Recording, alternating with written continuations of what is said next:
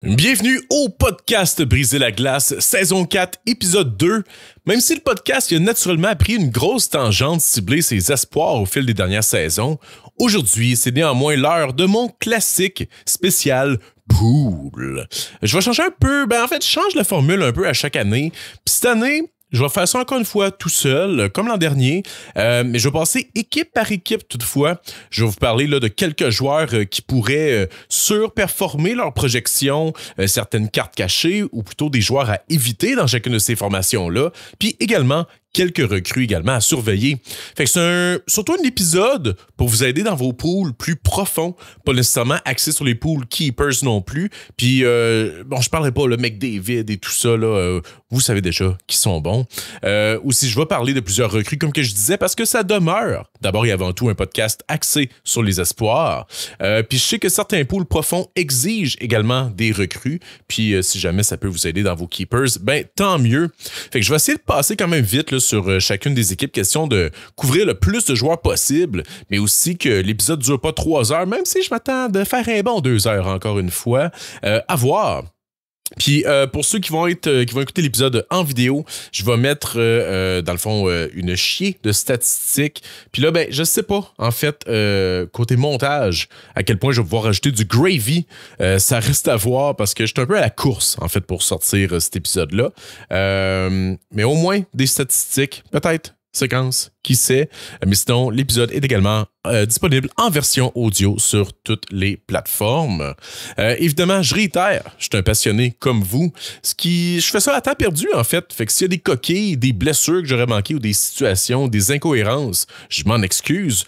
Prenez pas cet épisode-là pour la vérité absolue, puis amusez-vous dans vos pools. Dernière chose avant de commencer, l'épisode a été enregistré le 20 septembre 2025, avant le début de la pré-saison. J'ignore quand est-ce que ça va sortir. Comme je dis, j'ai quand même beaucoup de montage à faire et tout ça. Puis il y a des choses qui peuvent changer et gardez surtout un œil attentif sur ce qui se passe en pré-saison. Fait que skippons la musique d'intro pour aujourd'hui, puis sautons directement dans le vif du sujet. Anyway, j'en ai plein le cul de me battre avec les droits d'auteur de cette tune-là. Donc, première équipe, les Ducks d'Anaheim. Une saison que je pense qu'il va être difficile à prédire, honnêtement, compte tenu que la soupe a vraiment été brassée avec le départ de Zegras, mais également l'arrivée de vétérans comme Kreider, Granlund et même Trouba en cours de saison dernière. Je passe quand même du temps sur cette première équipe-là fascinante. Vous allez voir, il y a des équipes sur lesquelles je vais passer un petit peu moins de temps, mais les Ducks, il y a quand même quelques pistes intéressantes que j'aimerais aborder. Premièrement, personnellement, je ferai attention aux défenseurs des Ducks. L'an dernier, il y avait un gros débat autour de Zellweger versus Mintyukov, à savoir c'est qui allait avoir, dans le fond, la première vague d'avantages numériques. Finalement, c'est Jackson Lacombe qui a volé la vedette l'an dernier. Chapeau si vous aviez eu la bonne réponse. Pendant ce temps-là, il y a Tristan Luneau qui a été le défenseur le plus productif de la Ligue américaine en termes de points par match. Puis il y a un gars également comme Drew Helleson, un autre droitier qui compétitionne avec Luneau, qui a quand même joué 56 parties avec les Ducks la saison dernière, puis qui semble être devant Luneau dans le depth chart. Fait que tout ça, ça fait que il y a quand même là, des points d'interrogation, là, des gars comme Luneau, Helleson qui pourraient se battre pour la même chaise. Je m'attends à avoir encore de l'essai-erreur avec Zellweger, Mintyukov. Ça brassait pas mal même les duos la saison dernière. Quand Trouba est arrivé, les deux ont joué sensiblement le même nombre de minutes avec Trouba. Fait que, en tout cas, c'est pas trop clair vers où ça s'enligne. Mais en ce sens, je pense que Jackson Lacombe est possiblement le choix safe encore cette saison. Puis, fort possiblement encore un des joueurs les plus sous-estimés puis méconnus de la Ligue. Fait que si vous le voyez glisser, je pense que ça peut être une belle valeur à aller chercher, compte tenu qu'il est théoriquement le défenseur numéro 1 de l'équipe et que ça risque d'être lui sur le premier power play, du moins pour débuter la saison. L'an dernier, il a maintenu une moyenne de temps de glace supérieure à 22 minutes. Rien à tout casser pour un défenseur numéro 1, mais un total de 43 points, ce qui n'est pas si pire compte tenu que c'est une équipe en fond de classement qui faisait beaucoup d'essais-erreurs. Mais surtout, il a cumulé 19 points après le 1er février, soit une récolte supérieure à des gars comme Riley, Hanifin, Morrissey, Dunn, Sider dans la même période de temps.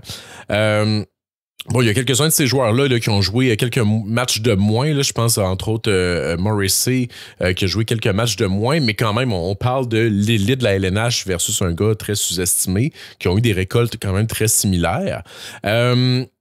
Puis, même si sur l'ensemble de la saison, Zellweger a obtenu une moyenne de temps de jeu sur l'avantage numérique légèrement supérieure à Lacombe. Lacombe a largement plus joué après le 1er février, une moyenne de 2 minutes 34 par partie sur l'avantage numérique contre 1 minute 45 pour Zellweger. Puis Mintyukov, 15 secondes en moyenne sur l'avantage numérique après le 1er février. Donc, tout indique que Jackson Lacombe devrait encore avoir l'avantage numérique, mais que son plus proche poursuivant, c'est Zellweger. Puis, tu sais, Zellweger, ça serait pas surprenant, en fait, qu'il l'obtienne. Fait que si vous aviez à miser entre Mintyukov et Zellweger, peut-être je prioriserais Zellweger, simplement en raison du possible avantage numérique. À l'attaque aussi, ça risque de brasser pas mal. J'ai l'impression qu'on pourrait voir un temps de glace réduit pour le trio de Vatrano, Strome et Terry, eux qui ont été le deuxième trio le plus utilisé de toute la Ligue la saison dernière.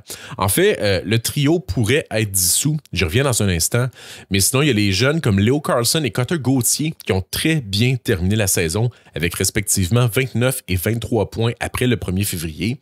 Pour Leo Carlson, ça a été une récolte après le 1er février équivalent à Point, Kemp, Michkov, Boldy, Batterson, Shifley, Philip Forsberg, Tage Thompson et compagnie. Encore une fois, il y a des gars là-dedans qui ont peut-être joué un petit peu moins de matchs. Là. Désolé si j'ai manqué de rigueur là-dessus, mais il doit quand même y avoir quelques-uns pour qui le comparable est bon. Là, désolé. Mais je pense qu'il y a des réelles chances qu'on tente de mettre le deuxième choix au total de 2023 en position de performer cette année.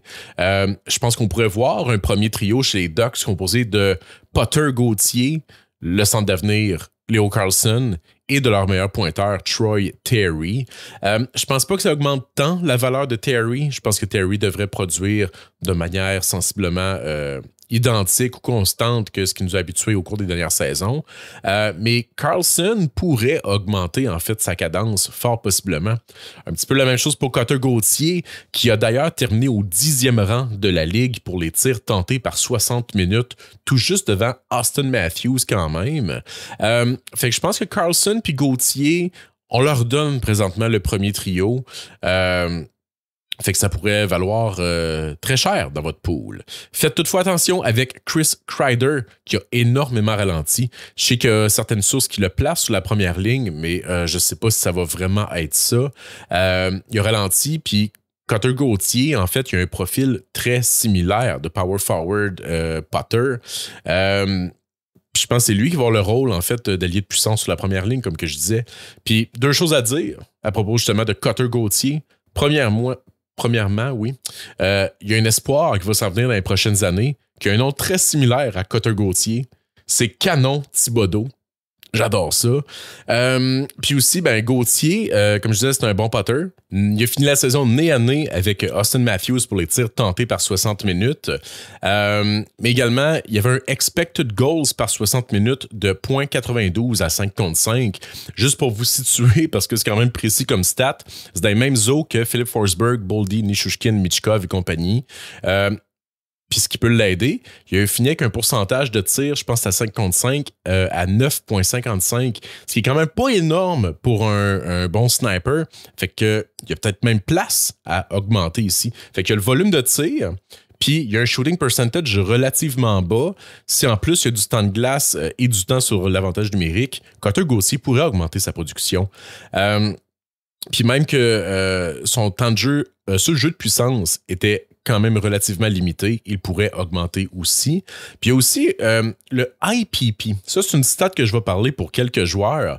Le IPP, c'est simplement le pourcentage de buts marqués par son équipe lorsqu'un joueur est sur la glace pour lequel le joueur en question a obtenu un point. Donc, mettons un IPP de 50%, ça veut dire que pour 50% des buts marqués par son équipe lorsqu'il est sur la glace, il a obtenu un point.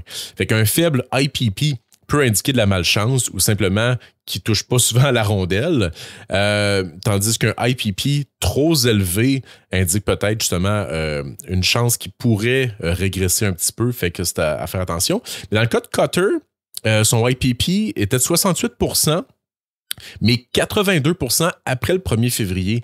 82%, c'est quand même très élevé, mais c'est le genre de pourcentage qu'on voit d'un joueur très offensif, d'un joueur possiblement même élite. Fait que si il se tient là, à peu près à ça, là, un 75-80%, il va également augmenter sa production par rapport à l'an dernier. Donc, quand même des signes très encourageants ici pour Cutter Gauthier. Puis, un petit nom aussi que je veux parler, c'est Granlund, qui sort d'une saison de 66 points. Une wild card ici. Je ne sais pas où me situer par rapport à lui. Évidemment, 66 points, c'est énorme. On peut dire qu'il a produit parce qu'il était à Dallas, certes, sauf qu'à San Jose aussi, il a très bien fait et c'était une équipe épouvantable. Mais bref, c'est un joueur pas sexy, Granlund, mais je dormirais pas dessus. Je serais pas surpris qu'il sorte après une saison de entre 55 et 65 points. Ça serait pas surprenant. Fait que ça fait le tour pour les Ducks. Maintenant, les Bruins, j'ai honnêtement pas grand-chose à dire sur eux. On va gratter fond de tiroir pour trouver des choses à dire. J'ai dit que je parlerais pas des joueurs élites, mais je veux quand même prendre un moment pour parler de Pasternak, qui pourrait encore avoir une bonne saison. Puis j'en parle parce que il y a eu une saison de 106 points, puis j'ai l'impression que les gens vont le laisser glisser parce que Boston, ça s'en va dans le mur, mais l'an dernier, 106 points, mais surtout meneur de toute la ligue avec 30 assists primaires à 5 contre 5. C'est 7 de plus que son plus proche poursuivant. Mais en fait, c'est plus proche poursuivant que son Kucherov, McKinnon, Crosby, McDavid. Meneur de la ligue pour les points à 5 contre 5 avec 66. C'est 5 de plus que Kucherov. Meneur pour le IPP avec 91, qui est une stat beaucoup trop élevée. Mais dans le cas d'un gars élite comme Pasternak, qui aime toucher à la rondelle, 91, c'est pas si surprenant. Aussi considérant qu'il n'y a personne d'autre vraiment que lui pour marquer. Fait que c'est normal que il y a un point sur 91% des buts marqués alors qu'il est sur la glace. Il n'y a personne d'autre qui peut marquer que lui. Deuxième de la ligue pour les points après le 1er février, à un seul point du meneur qui est Kucherov, mais Pasternak a une meilleure moyenne de points par match parce qu'il avait joué une game de moins. Ensuite, 9e pour le temps en moyenne en avantage numérique, 12e pour les tirs par 60 minutes à 5 contre 5. Bref, Pasternak a produit plus de 100 points dans une équipe de pisse, mais il était pratiquement tout le temps le moteur derrière ces buts-là. C'est ça que je voulais montrer. Avec son IPP, ses assists primaires, tout ça, il n'a pas nécessairement dépendu tant que ça de l'avantage numérique, 66 points à 5 contre 5. Tout ça pour dire, je pense qu'il peut glisser vu que les gens vont trouver qu'il est mal entouré, mais c'est encore une grosse valeur sûre. Le danger, toutefois, c'est un peu pour ça que je veux en parler aussi, c'est d'aller chercher trop tôt les joueurs avec qui il pourrait jouer. L'an dernier, il a joué 632 minutes avec Zacha et Geekie. Daily Face-Offs prédisent plutôt un trio avec Geekie et Lindholm. Il y a Middlestat aussi qui pourrait être dans le mix. Zacha pourrait être sujet à être échangé. Bref, je ferai attention avec les autres attaquants de Boston parce que s'ils ne jouent pas avec Pasta, ils vont se retrouver avec Tanner Janot puis Matej Blumel. Il y a Geekie, toutefois, qui pourrait être un bon choix, qui a connu une très forte fin de saison, 31 points en 29 matchs. Puis qui devrait, je crois, jouer avec Pasta. C'est une là, des plus grandes constances qu'il y a eu la saison dernière à Boston. Mais quelques petits bémols. Geekie, il a tiré pour 20%, ce qui est sujet à descendre. 20% là, de shooting percentage. Il était 4e de la ligue, toutefois, pour les buts par 60 minutes. Ça, c'est excellent. Mais il était aussi 3e pour le Goals Above Shooting Talent, qui est une stat compilée par MoneyPuck, qui identifie le nombre de buts qu'un joueur a eu de plus que ce qu'il aurait dû faire, grosso modo. Fait que c'est un gars qui a surproduit, autrement dit, Geekie. Mais ça veut pas dire qu'il répétera pas l'exploit, surtout s'il joue avec Pasternak. Fait que ça peut être une belle prise ici, mais je dis juste, étirez pas le bras pour lui, simplement. À la défense, toutefois, je vous avais dit l'an dernier que Mason Lohrei sera un gros candidat pour voler du temps de glace et la place sur l'avantage numérique à Charlie McAvoy. Oui, McAvoy a juste joué 50 parties, mais c'est quand même un peu le scénario qui s'est produit. 33 points la saison dernière pour Lohrei, dont 16 sur l'avantage numérique. En fait, McAvoy et Lohrei ont joué à quelques minutes près le même nombre de minutes à 5 contre 4, sauf que McAvoy a seulement eu 4 points et Lohrei 14 points. Donc peut-être qu'on va répéter l'expérience cette année, que Lowry pourrait avoir cet avantage numérique-là. On pourrait voir son total de points le monter quand même considérablement. Sinon, Fraser Minton, peut-être un jeune joueur qui pourrait possiblement surprendre, mais je ferai quand même attention avec lui. La saison dernière, en 6 matchs avec les Bruins, il a principalement joué avec Kuzmudinov, Lethierry puis Duran. C'est pas improbable que Fraser Minton obtienne du temps de glace sur le top 6 plus tard en saison, mais je pense que présentement, il est davantage vu comme étant le 13e attaquant de l'équipe pour débuter la saison. Donc, je ferai quand même attention ici. J'enchaîne ça avec les Sabres de Buffalo. Quelle drôle de formation, totalement imprévisible d'année en année, qui nous ont fait gagner ou perdre nos poules. Ils ont des joueurs surestimés, d'autres sous-estimés, je crois, des recrues qui sous-performent également. Comme l'an dernier, personnellement, dans notre pool, on fait un pool en équipe. Puis on avait levé le nez sur Rasmus Dahlin aux dépens de Noah Dobson. En fait, Dobson sortait d'une saison exceptionnelle, on s'en rappelle. Personnellement, je préférais un petit peu Dahlin, sauf que toutes les sources projetaient Dobson à plus de points, fait qu'on a suivi les projections. Ça a donné ce que ça a donné. Fait que, bref. Je pense que Dahlin pourrait surpasser les 70 points cette saison. Puis je verrais Byram, Power, Kesselring faire un bon 30-40 points également chacun. Je pense qu'il y a une très grosse brigade défensive. C'est une belle pépinière défenseur. Le danger, c'est que ça pourrait spreader les points entre ces gars-là. Mais c'est une équipe qui a une grosse, un gros potentiel en fait de points. Fait que je serais pas surpris que ça se passe. Sauf qu'à l'attaque, c'est un petit peu plus compliqué. La lune de miel avec Tage Thompson puis Luke Tuch semble quand même tirer à sa fin. Évidemment, Tage Thompson, si le rang de sélection est bon, ça va toujours être une bonne sélection. Même chose avec Alex Tuch, il va encore avoir du temps sur le top 6, il va encore être sur l'avantage numérique, il devrait rapporter un 60-70 points, mais je doute qu'Alex Tuch réexplose avec une saison point per game. Josh Norris, magnifique acquisition, un gars qui a un gros potentiel, mais l'historique de blessure fait peur. Puis Jack Quinn ne répond pas aux attentes. Toutefois, je crois beaucoup, en fait, en Zachary Benson. Premièrement, c'est un joueur que j'aimais beaucoup lors de son année de draft, que j'avais classé devant Will Smith et Ryan Leonard. Et vous savez que Ryan Leonard est mon chouchou et que je n'aime pas les petits joueurs. Pourtant, j'aimais beaucoup Zachary Benson. Mais aussi, c'est parce que Benson, c'est un des rares bons fabricants de jeux de cette équipe-là. Puis, c'est le fabricant de jeux d'avenir de l'équipe, en fait. C'est un excellent manipulateur, c'est un gars qui est agile avec énormément de deceptiveness puis de créativité dans son jeu. Il est petit, mais aux côtés d'un gars comme Thompson ou d'un Tuch, c'est pas si pire que ça. Puis il complète très bien les joueurs qu'ils ont, tu sais. Thompson, l'an dernier, 72 points, donc 47 à 5 contre 5. Mais dans ses points à 5 contre 5, c'est 33 buts et 14 passes. Un pas pire débalancement. Similaire constat avec Josh Norris, 10 buts, 4 passes à 5 contre 5. Puis Kulich, c'en est un autre qui est plus orienté sur le tir. Benson, c'est un passeur exceptionnel. Puis il distribue beaucoup plus la POC qu'il attire. 6 buts et 17 passes à 5 contre 5. Mais surtout, sur ces 17 passes-là à 5 contre 5, il y en a 13 que c'est des passes primaires. Benson joue en moyenne 14,8 minutes par match l'an dernier, principalement jumelé avec Krebs, Quinn, Kulich et Cousins dans n'importe quelle combinaison. Mais il a passé 152 minutes avec Kulich et Tage Thompson également. Puis leur pourcentage d'expected goals était excellent. Je pense qu'on pourrait revoir cette combinaison-là. Daily Faceoffs projette un trio avec Benson, Norris, Thompson, ce qui est encore meilleur pour Benson, puis qui ferait plein de sens aussi.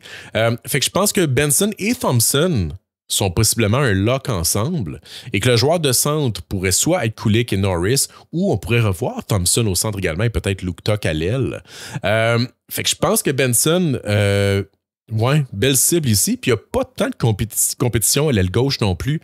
Les autres compétiteurs, c'est principalement Jack Quinn, Jason Zucker, des affaires comme ça. Je pense que la voie est libre. Je pense que c'est un lock sur la première ligne, malgré son jeune âge. Puis il y avait également du temps limité sur l'avantage numérique.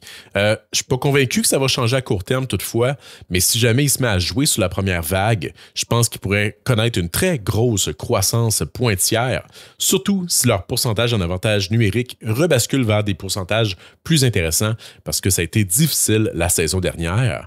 Puis il y a Jiri Kulich également, qui est un choix intéressant, là, tant qu'à parler des jeunes. Lui qui est placé, comme je disais, premier centre de l'équipe à certains endroits. Troisième ligne, toutefois, me semble, sur Daily Face-Offs.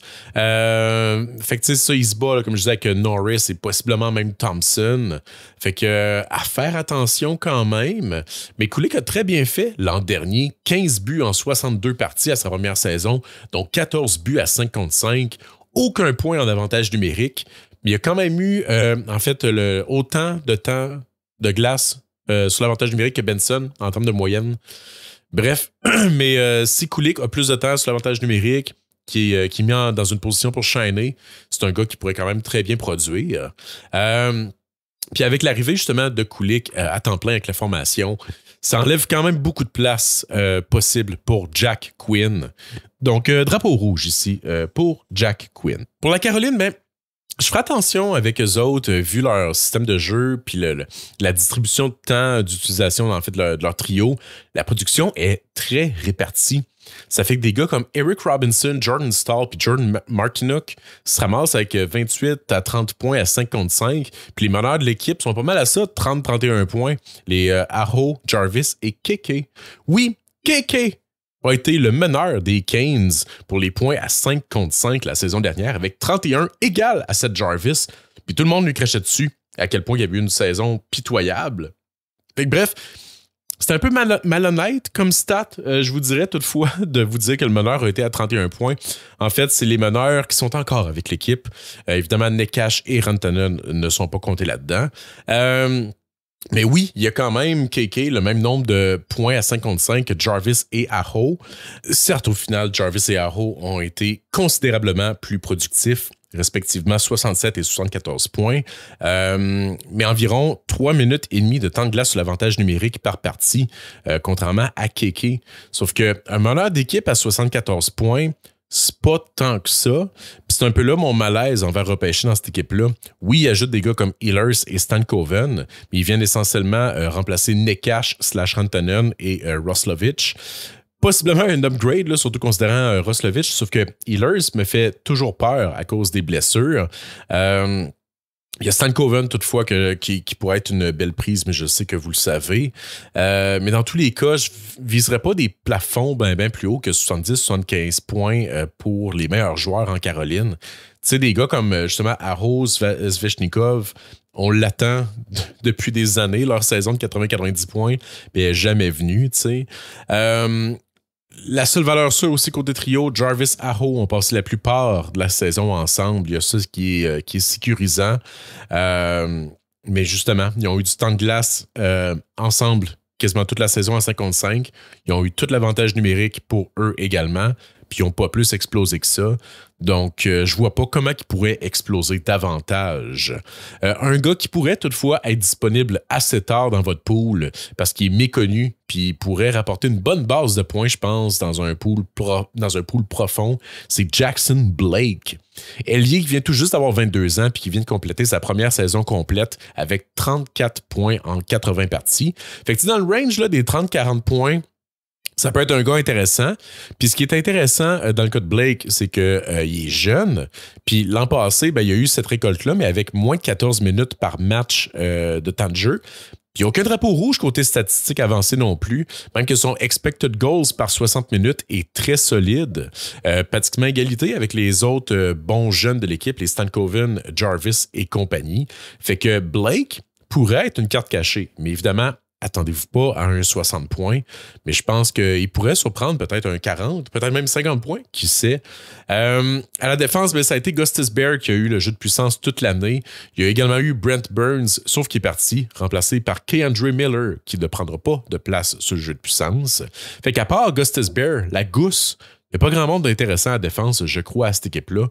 Oui, méga hype autour de Alexander Nikishin, défenseur élite dans la KHL, qui va avoir 24 ans au début de saison, en fait. Je pense que Nikishin va bien faire. Mais je pense que de s'attendre à une saison de 50 points, dans son cas, est un peu réaliste, compte tenu que c'est sa première saison en Amérique, puis qu'il n'y aura possiblement pas la première vague d'avantages numériques. Parce que Gustis Bear, il est là pour ça. Si tu ne donnes pas le premier powerplay à Gustis Bear, il ne sert plus à rien. Puis aussi, très important à noter, les Canes n'ont eu que 2 saisons de 50 points ou plus par un défenseur depuis le début de leur existence. Dans un keeper, évidemment, Nicky Shin, c'est un choix excellent, là, mais dans un non-keeper, gardez-vous quand même une gêne. Je ne dis pas que c'est un mauvais choix, là, mais attendez-vous pas un 50-60 points pour lui. C'est juste ça que je dis. Fait que je tempérerais mes attentes. Puis même chose aussi pour Scott Morrow. Puis un gros bémol aussi pour cette équipe-là. 18,7% l'an dernier sur l'avantage numérique, ce qui peut expliquer aussi pourquoi les attaquants ont si peu produit. Peut-être, en fait, que c'est une piste d'amélioration, mais j'ai l'impression que c'est la même histoire année après année.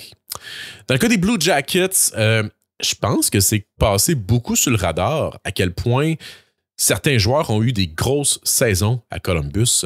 Premièrement, c'est la 8e équipe avec le plus de buts l'an dernier. Je ne sais pas s'ils vont pouvoir reproduire l'exploit, mais il y a des signes quand même encourageants.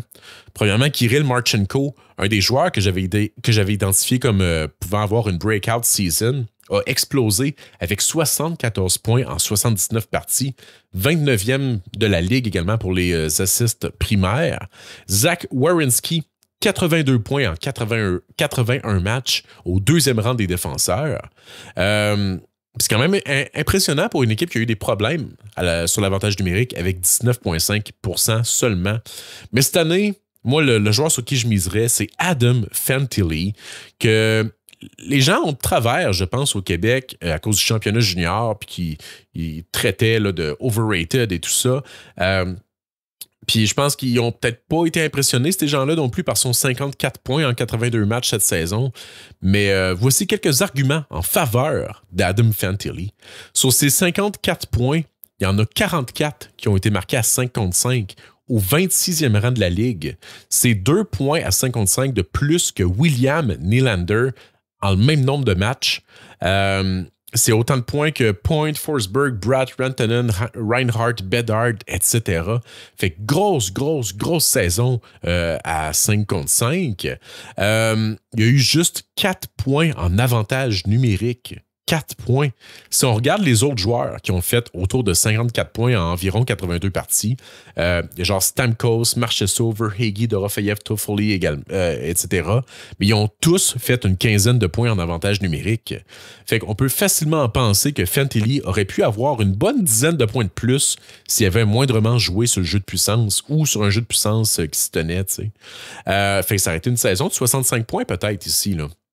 Puis après le 1er février, Fantilli a cumulé 24 points, dont 16 buts. Puis ces 16 buts-là, après le 1er février, font partie de l'élite en fin de saison, à égalité avec des gars comme Draisaitl, Nylander, Jason Robertson, Panarin, Nick Suzuki même, devant même Zachary Bolduc, de qui on vante la fin de saison exceptionnelle.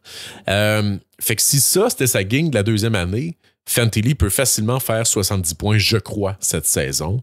Je dois avouer que son shooting percentage était quand même haut, mais pas si anormalement haut que ça.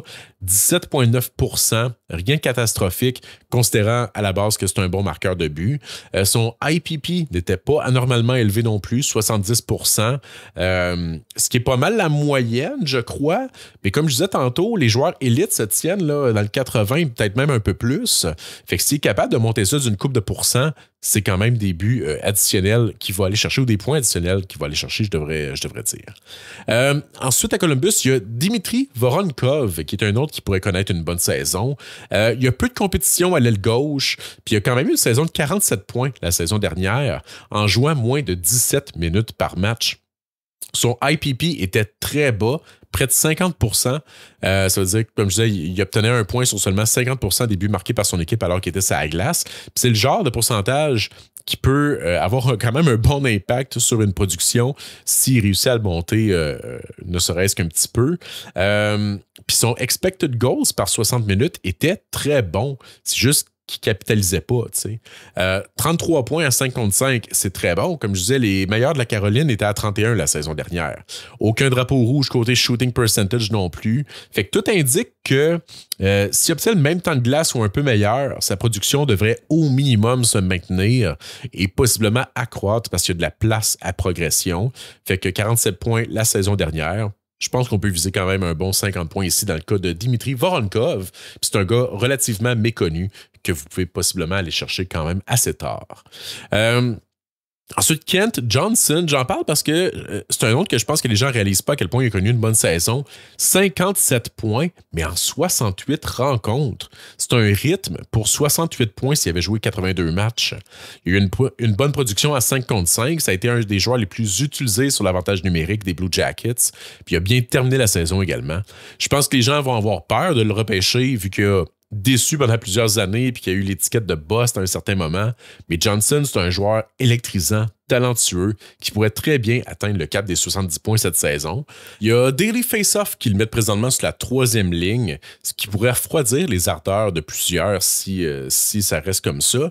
Mais l'an dernier, il a passé pas mal de temps avec en fait, tous les joueurs offensifs de l'équipe, surtout Fantilli, Van Riemsdyk, Monahan et compagnie. Aussi, Daily Faceoff se met Boone Jenners à la 2e. Mais je verrais bien être les deux être swappés. En fait, Jenners à 3e et Johnson à 2e pour le faire jouer avec Fantilli, puis genre je sais pas, Voronkov ou Shinakov, quelque chose comme ça. Mais je pense que Fantilli et Johnson pourraient jouer ensemble et je pense que c'est deux joueurs qui se complètent très bien également. Dans les long shots, toutefois, il y a le défenseur Denton Matechuk qui pourrait ou devrait avoir une chance, qui pourrait même possiblement piloter la 2e vague d'avantages numériques de cette équipe-là. Mais là, on parle là des très, très, très longs shots. Les long shorts, oui. Les long shorts. Puis aussi dans les cartes possiblement cachées, j'ai pas parlé beaucoup de gardiens. En fait, j'ai-tu parlé de gardiens? Je pense que j'ai même pas parlé de gardiens encore. Mais Jet Greaves, vous le connaissez peut-être pas, mais c'est lui qui a terminé la saison comme gardien numéro 1 à Columbus. Il n'y a rien de coulé dans le béton, mais je pense qu'il pourrait passer énormément sous le radar. Fait que Jet Greaves, gardez ça en tête. Puis je ferai attention avec Sean Monahan. Il rajeunit pas. Il n'a jamais joué de saison complète. Oui, 57 points en 54 parties, excessivement alléchant plus tard dans un draft. Sauf que ça peut être... tu sais, je pense que Monahan, ça peut être une magnifique valeur tard dans un draft. Possible coup de circuit s'il joue toute l'année. Les chances sont qu'il va sortir trop tôt pour qu'est-ce qu'il va apporter. Puis il y a peut-être des options plus safe dans ce range-là de points. Tu sais, un pool, c'est comment on gère les risques. Puis Sean Monahan, c'est un gros risque. Puis aussi, son IPP de 84% après le 1er février était quand même élevé. Dans le sens qu'il n'y a pas tant de place à croissance, c'est plus ça. Mais il y a des bonnes stats avancées. 19 passes primaires également à 55, c'est très bon. Puis un autre joueur à qui je ferai attention, c'est Luca Del Bel Blues. Si jamais vous voyez son nom et que vous seriez tenté d'aller le chercher dans les long shots. C'est un gars qui a un beau potentiel offensif, Luca Del Bel Blues, qui s'est bien débrouillé également dans ses premiers matchs LNH pour avoir écouté là, quelques-unes de ses parties. Pour le classement des espoirs qu'on a fait chez Elite Prospects, je me suis tapé quelques-unes de ses games, sauf que son patin est pitoyable au mieux, puis son niveau d'intensité est vraiment sous la moyenne. Fait que moi, c'est un joueur que je n'aime vraiment pas. Puis c'est ça, je pense qu'il ne fit pas tant non plus avec l'identité que les Blue Jackets sont tentés de se construire avec les joueurs qui ont repêché dans les dernières années. Fait que Del Bel Blues, moi je toucherais pas. Ensuite, les Flames, qui sont aussi une équipe avec qui je serais prudent, qui ont eu le 4e pire total de buts pour, en fait, la saison dernière. Malgré un pourcentage sur jeu de puissance de 21%, ce qui n'est pas à tout casser, mais ce qui est quand même supérieur, mettons, au CH puis aux Hurricanes. Mais on pourrait voir, là, il y a eu les ajouts de Frost, Farabee, qui... J'ai hâte de voir qu'est-ce qu'ils vont apporter en fait sur une saison complète. Autre vent d'espoir, il y a 4 joueurs qui ont très bien performé après le 1er février. Nazem Kadri a été parmi l'élite de la LNH avec 33 points. Ensuite, il y a Jonathan Huberdeau, Mackenzie Weegar et Matt Coronato. Puis Coronato, c'est peut-être le seul sur qui je jetterais peut-être un dard des rondes plus tardives. Ça va dépendre de qui joue, en fait. Il y a des grosses chances qu'il ne soit pas jumelé avec Huberdeau et Kadri, question d'équilibrer les trios. Mais si jamais ces trois-là sont réunis ensemble, ça pourrait être très intéressant d'un point de vue fantasy. Coronato, c'est un très bon potter. Puis d'être avec un fabricant de jeu de la trempe d'Huberdeau, puis il y a même Kadri là, qui n'est pas un maillet non plus. Je pense que ce sera un bon fit, une belle combinaison. Il obtenait également du bon jeu sur l'avantage numérique, Coronato, la saison dernière. Fait qu'il y a un potentiel là. Surveiller les matchs préparatoires, voir avec qui joue. Je rappelle que, c'est ça, au moment d'enregistrer l'épisode, il n'y a pas de match de débuté. Le premier match là, est tantôt. D'autres sources mettent toutefois Connor Zary avec Huberdeau et Kadri. Fait que quand même faire attention dans le cas de Coronato, mais s'il y a un gars qui pourrait connaître une belle campagne et qui est sous-estimé, je crois que ça pourrait être lui cette saison. Je parlais des embûches côté avantage numérique que les Flames ont eu. Il y a des chances que Zane Parekh fasse l'équipe, puis il viendrait complètement transformer cet avantage numérique-là. Le hic avec Parekh demeure que c'est un gars qui est faible physiquement et perdu défensivement. Sauf qu'offensivement, il pourrait rapporter très gros. C'est un joueur excessivement offensif. En ce sens, je serais prudent avec Mackenzie Weegar. Je sais qu'il avait connu une bonne fin de saison, etc. Mais je pense qu'il pourrait perdre son rôle sur la première vague d'avantage numérique si Zane Parekh fait l'équipe. Je pense que Weegar est présentement sur un siège éjectable. Sinon, Chicago, maintenant, qui est une belle boîte à mystère, je pense. Le premier gros mystère que je vous dirais de faire attention, c'est Ryan Donato. Donato, c'est un marqueur de 20-30 points depuis plusieurs saisons. Puis là, à l'âge de 28 ans, monsieur décide de se clencher une saison de 62 points, 31 buts, 31 passes. Et ça pour la pire équipe de la Ligue. Il n'y a rien à comprendre, honnêtement. Puis personnellement, je pense que les chances qu'ils répètent, ou qu'ils surpassent cette production-là sont excessivement minces. Je viserais d'autres joueurs dans le range 50 à 60 points plutôt que de viser Ryan Donato. Certes, il a joué avec Bedard, ça l'a aidé. Mais ses stats avancées sont anormalement élevées. Son IPP à 85,4% à 5 contre 5, plus élevé que la majorité de l'élite. Je pense pas que ce soit soutenable pour un joueur comme Ryan Donato. Un shooting percentage à 16% aussi pour un gars qui avait jamais marqué plus que 16 buts. Je pense pas que ce soit soutenable non plus. En fait, Ryan Donato, cette saison, a eu en moyenne un shooting percentage de 17%. Il y a des joueurs qui sont capables de faire ça, sauf que Donato se tenait entre 8 et 12% généralement. Fait que c'est une augmentation quand même significative et probablement pas répétable. Il y a également ces 33 points après février, toutefois, qui frappent, considérant que juste ça, ces points après février, auraient été assez bons pour lui donner son career high. Fait que bref, 15 passes primaires à 5 contre 5, c'est quand même excellent, on va y donner. Mais je vois quand même certains drapeaux rouges ici. Puis, je suis comme pas à l'aise de miser sur un gars de 20-30 points qui, out of the blue, à 28 ans, décide de plus que doubler sa production. Fait que faites attention, Ryan Donato.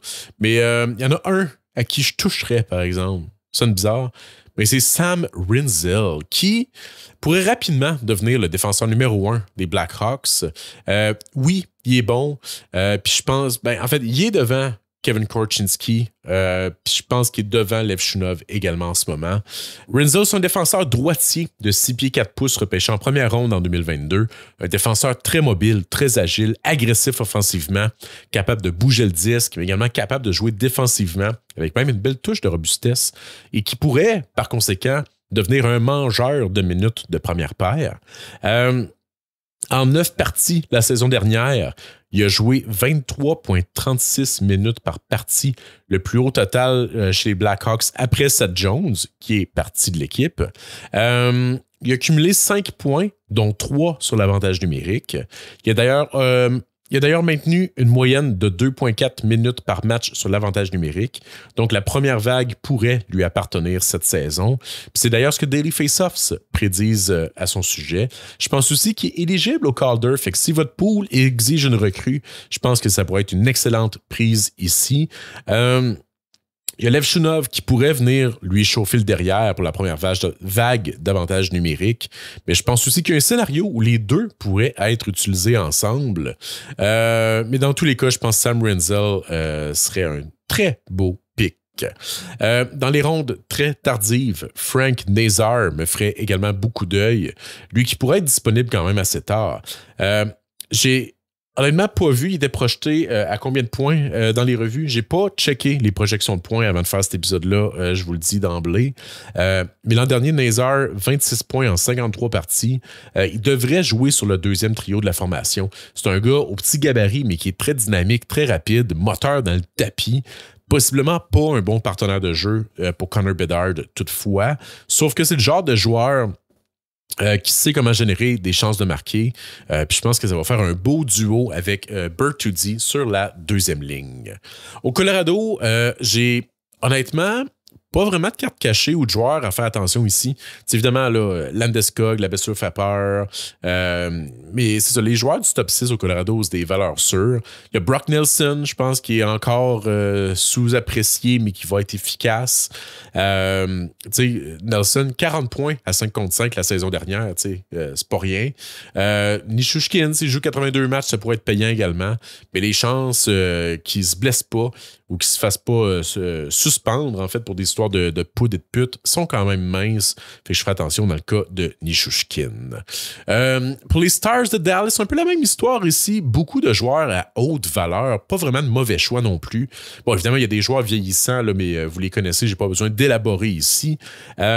C'est une équipe qui va être payante dans un fantasy, une équipe qui marque beaucoup de buts, le troisième plus haut total de buts pour la saison dernière. Mais il y a Wyatt Johnston, que je pense qu'il est encore sous-apprécié ou méconnu. 71 points la saison dernière, au troisième rang de toute la ligue pour les buts après le 1er février avec 19. Il a quand même passé beaucoup de temps avec Ben et Dadonov. Fait que, tu sais, s'il joue aux côtés de Rantanen, moi, je pense qu'on peut s'attendre à une saison de points per game, ni plus ni moins. Puis je pense que c'est ce qui est projeté présentement, d'avoir un premier trio de Wyatt Johnston avec Mikko Rantanen. Puis je pense qu'à côté d'eux autres, là, probablement un Jamie Benn ou quelque chose comme ça. Puis si jamais Rantanen se met à jouer avec Roope Hintz à place, ben peut-être que Johnston va se mettre à jouer avec Robertson, qui sait. Bref, Johnston, centre top 6 d'une des meilleures formations de la LNH, une des formations les plus productives avec des joueurs élites qui ont déjà marqué, dans le fond, 90-100 points. Fait que misez là-dessus, puis il est bon, là, c'est pas juste avec qui joue, là, je veux dire, il mérite absolument d'être là. Ensuite, Thomas Harley, c'est un autre que je pense ne reçoit pas suffisamment d'attention. Évidemment, avec un Heiskanen en santé, il ne faut pas s'attendre à une production de 70-80 points de la part de Thomas Harley. Mais si vous êtes dans le range de repêcher des défenseurs de 40-50 points, je pense qu'il y a une excellente valeur, une belle certitude. Il va jouer sa première paire, donc beaucoup de temps de glace, avec possiblement du temps sur une des deux vagues d'avantages numériques également. Il ne serait pas surprenant de le voir se taper une saison de 60 points si tout est aligné. Il a été le 6e défenseur le plus productif de la LNH après le 1er février, ce qui concorde avec la période durant laquelle Heiskanen a été blessé. Fait que c'est 26 points, de moins que Lane Hudson après le 1er février, dont 9 buts. Fait que c'est pas piqué dans le cas de Harley, qui est, comme je dis, produit au même rythme que Lane Hudson après février.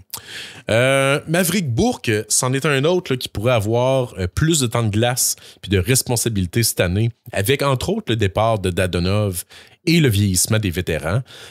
Juste 25 points la saison dernière, quand même, mais avec une moyenne là, de temps de glace de 12,68 minutes par match, puis un maigre 3 points sur l'avantage numérique. Fait que s'il obtient un rôle sur la deuxième ligne avec Hintz et Robertson, je pense qu'il pourrait facilement doubler cette récolte-là. La récolte de 25 points va peut-être faire peur à plusieurs partisans, puis vous pourriez mettre la main sur Maverick Bourque dans les rondes tardives. Bourque a été hautement productif partout où ce qui est passé, puis je pense que c'est une question de temps en fait qui débloque dans la LNH aussi. Il faut juste qu'il soit mis dans les bonnes opportunités. Détroit, c'est une autre équipe qui me fait peur, puis c'est principalement à cause de leur jeu à 5 contre 5. En fait, Mason Raymond a connu... Lucas Raymond, pas Mason Raymond. Oui, on me dit à l'oreille là, que je me suis trompé. Merci, producteur. Lucas Raymond a connu une forte saison, mais il a marqué plus de points sur l'avantage numérique qu'à 5 contre 5, ce qui est quand même un petit drapeau rouge ici. Puis à 5 contre 5, production similaire aux Hurricanes, là, qui sont ma base pour la médiocrité. Les meneurs, c'est à peu près 33-34 points chez les Wings à 5 contre 5, ce qui est vraiment pas beaucoup. Raymond, Larkin, DeBrincat demeurent des bons choix, en fait, là, un peu comme Svechnikov et Ao en Caroline. Mais j'ai peine à voir comment ils peuvent tant augmenter leur production parce que ça repose beaucoup sur le 5 contre 5. Puis il y a peut-être même un risque, en fait, qui régresse légèrement. Fait que, tu sais, ça reste des bons choix, comme je vous dis, si vous visez du, mettons, 70 points pour être raisonnable, mais attendez-vous pas à des productions de 90 points cette année, je pense pas que ça se passe. Il y en a un toutefois qui m'intrigue chez les Wings, c'est Marco Casper, un des fameux Reach de Détroit, 8e au total en 2022, un joueur à l'éthique de travail et au moteur inarrêtable, mais c'est pas nécessairement le plus talentueux. Toutefois, ben, ça prend pas juste là, des bonnes mains là, pour marquer des buts dans la LNH. Puis je pense que Casper, il l'a. Il a d'ailleurs fait très bonne figure lors de sa première saison, en fait. 37 points en 77 rencontres, régulièrement utilisé aux côtés de Raymond, Larkin, Kane et ou DeBrincat. Fait que bref, il a été mis dans des positions pour performer, tu sais. Puis le trio le plus utilisé des Wings de la saison dernière, ça a été Raymond, Casper, Larkin. Fait que c'est certain que Casper, au milieu, dans le fond de Raymond puis Larkin, ça lui donne quand même une belle visibilité. Toutefois, il faut faire attention, ce trio-là a été le trio le plus utilisé, mais pas par une grosse marge. En fait, le trio de Raymond, Larkin et DeBrincat a également eu beaucoup de temps de glace ensemble.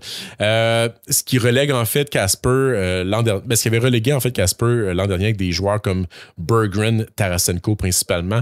Fait que ça peut quand même beaucoup impacter sa production selon où il va jouer. Fait que surveillez ça lors du camp parce que si il est utilisé comme centre numéro 1 à côté de Raymond puis Larkin,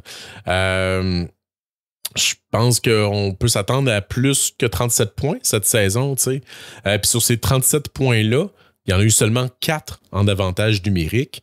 Je pense que ça va être difficile pour lui de se tailler un pas sur l'avantage numérique toutefois, mais je pense pas que ça soit hors de question non plus. Donc, un gars qui pourrait possiblement augmenter sa production ici. D'un autre côté, je ferai attention avec Axel Sandin Pellikka. Je sais que certains vont être tentés de le prendre parce que je sais qu'il y en a plusieurs qui l'adorent en raison de ses brillantes performances en compétition internationale. Mais premièrement, je ne suis pas certain qu'il va faire l'équipe. Puis deuxièmement, Seider a été le 6e défenseur le plus utilisé en avantage numérique la saison dernière. Puis l'équipe a obtenu le 4e meilleur jeu de puissance de la Ligue. Fait que si Sandin Pellikka fait l'équipe, il ne va pas tasser Seider.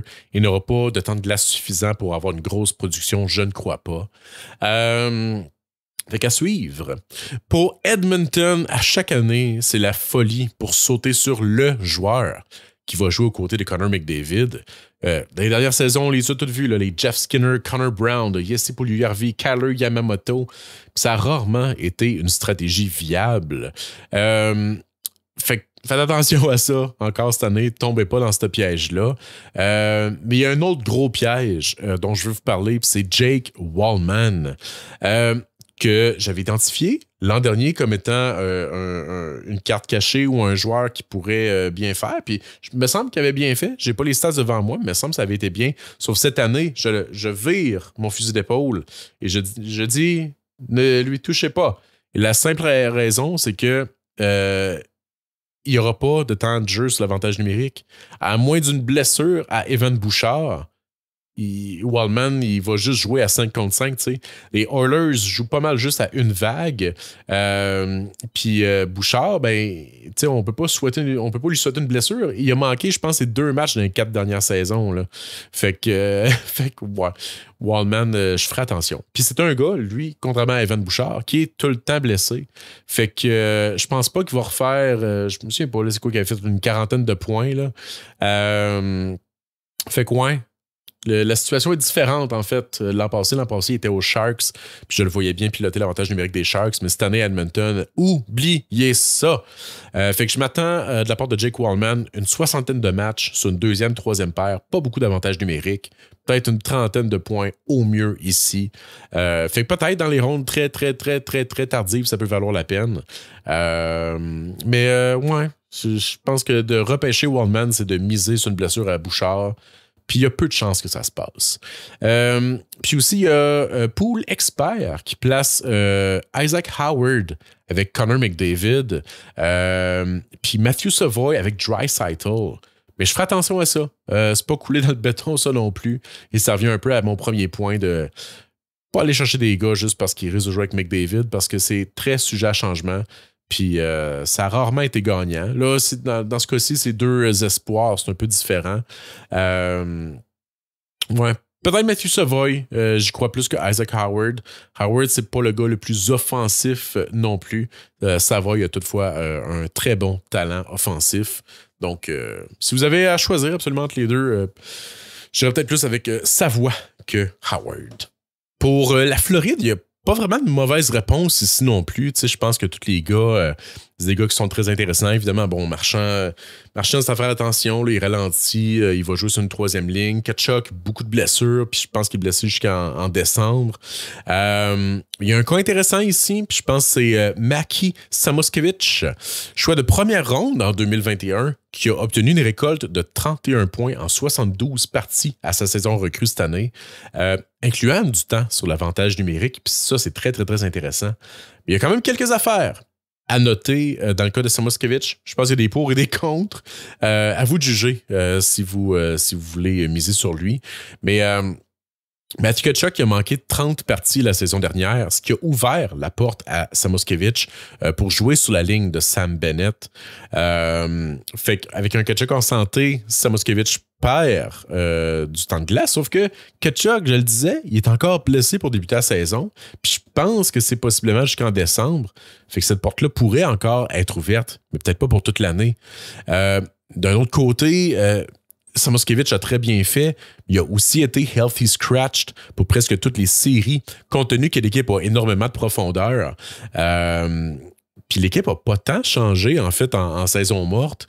Fait que sa place sur le top 6, je pense qu'elle n'est pas si assurée que ça si tout le monde est en santé. Fait qu'encore là, on mise quand même beaucoup sur les blessures, mais ça tombe bien, il y en a un gros blessé, fait que ça part bien. Mais... encore là, je reviens de l'autre bord de la médaille. Il n'a pas beaucoup joué en série, mais quand il a joué, il a été jumelé avec Tkachuk puis Bennett. Peut-être qu'on pourrait revoir ce trio-là, ça serait quand même insane. Mais ça ne sera pas avant janvier. Mais ça pourrait payer, tu sais. D'ici là, ben, je pense que c'est probable que Samoskevich joue sa 2e ligne avec Rodriguez et Bennett. Puis il pourrait encore avoir du temps sur l'avantage numérique. C'est un très bon marqueur, très productif par tout ce qui est passé. Puis ouais, personnellement, je pense que ça pourrait être une bonne prise. Il y a quand même certains facteurs, mais je pense qu'il y a beaucoup d'arguments en sa faveur également. Puis un autre argument en sa faveur, il a très bien produit à sa saison recrue, mais il a joué en moyenne 13 minutes par match. Fait que s'il y a du temps de glace plus régulièrement sur le 2e trio, ainsi qu'un petit peu en avantage numérique, ne serait-ce qu'une 2e vague, il devrait normalement augmenter sa production assez facilement. Puis aussi, ben, Seth Jones, je vous en parlais lui aussi l'an dernier, puis là, depuis qu'il a joué à Floride, on l'a vraiment redécouvert. Il a été excellent avec les Panthers, puis je pense que c'est un gars aussi que les gens négligent beaucoup dans leur pool, puis que vous pourriez mettre la main dessus quand même plus tard que ce qu'il vaut.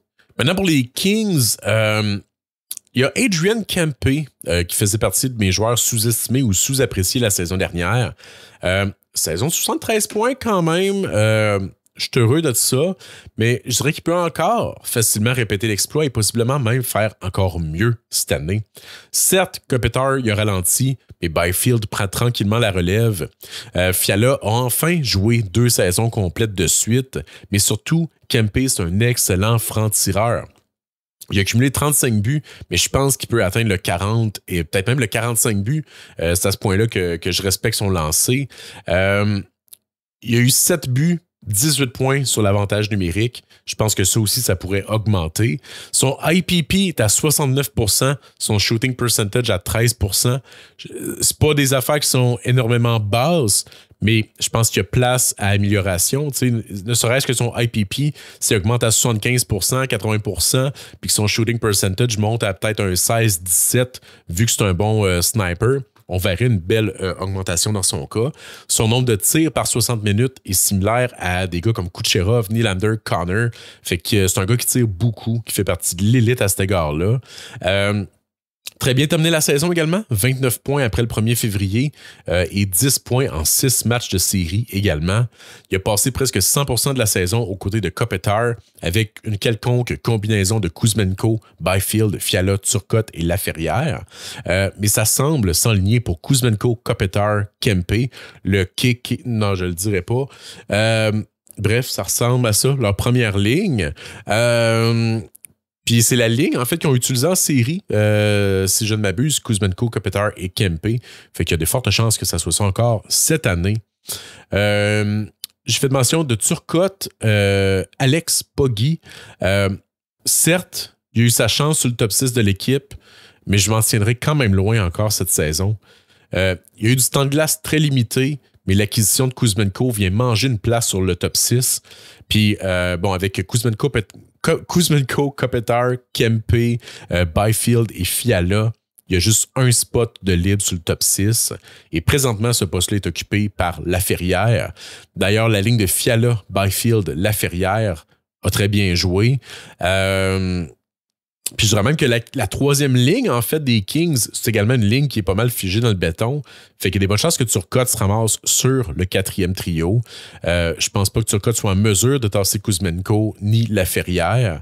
Fait que c'est soit qu'il joue sur le top 6 en les tassant, ce qui est peu probable, je crois, ou soit qu'il joue une dizaine de minutes par match sur la 4e ligne, ce qui est le scénario le plus probable, je crois.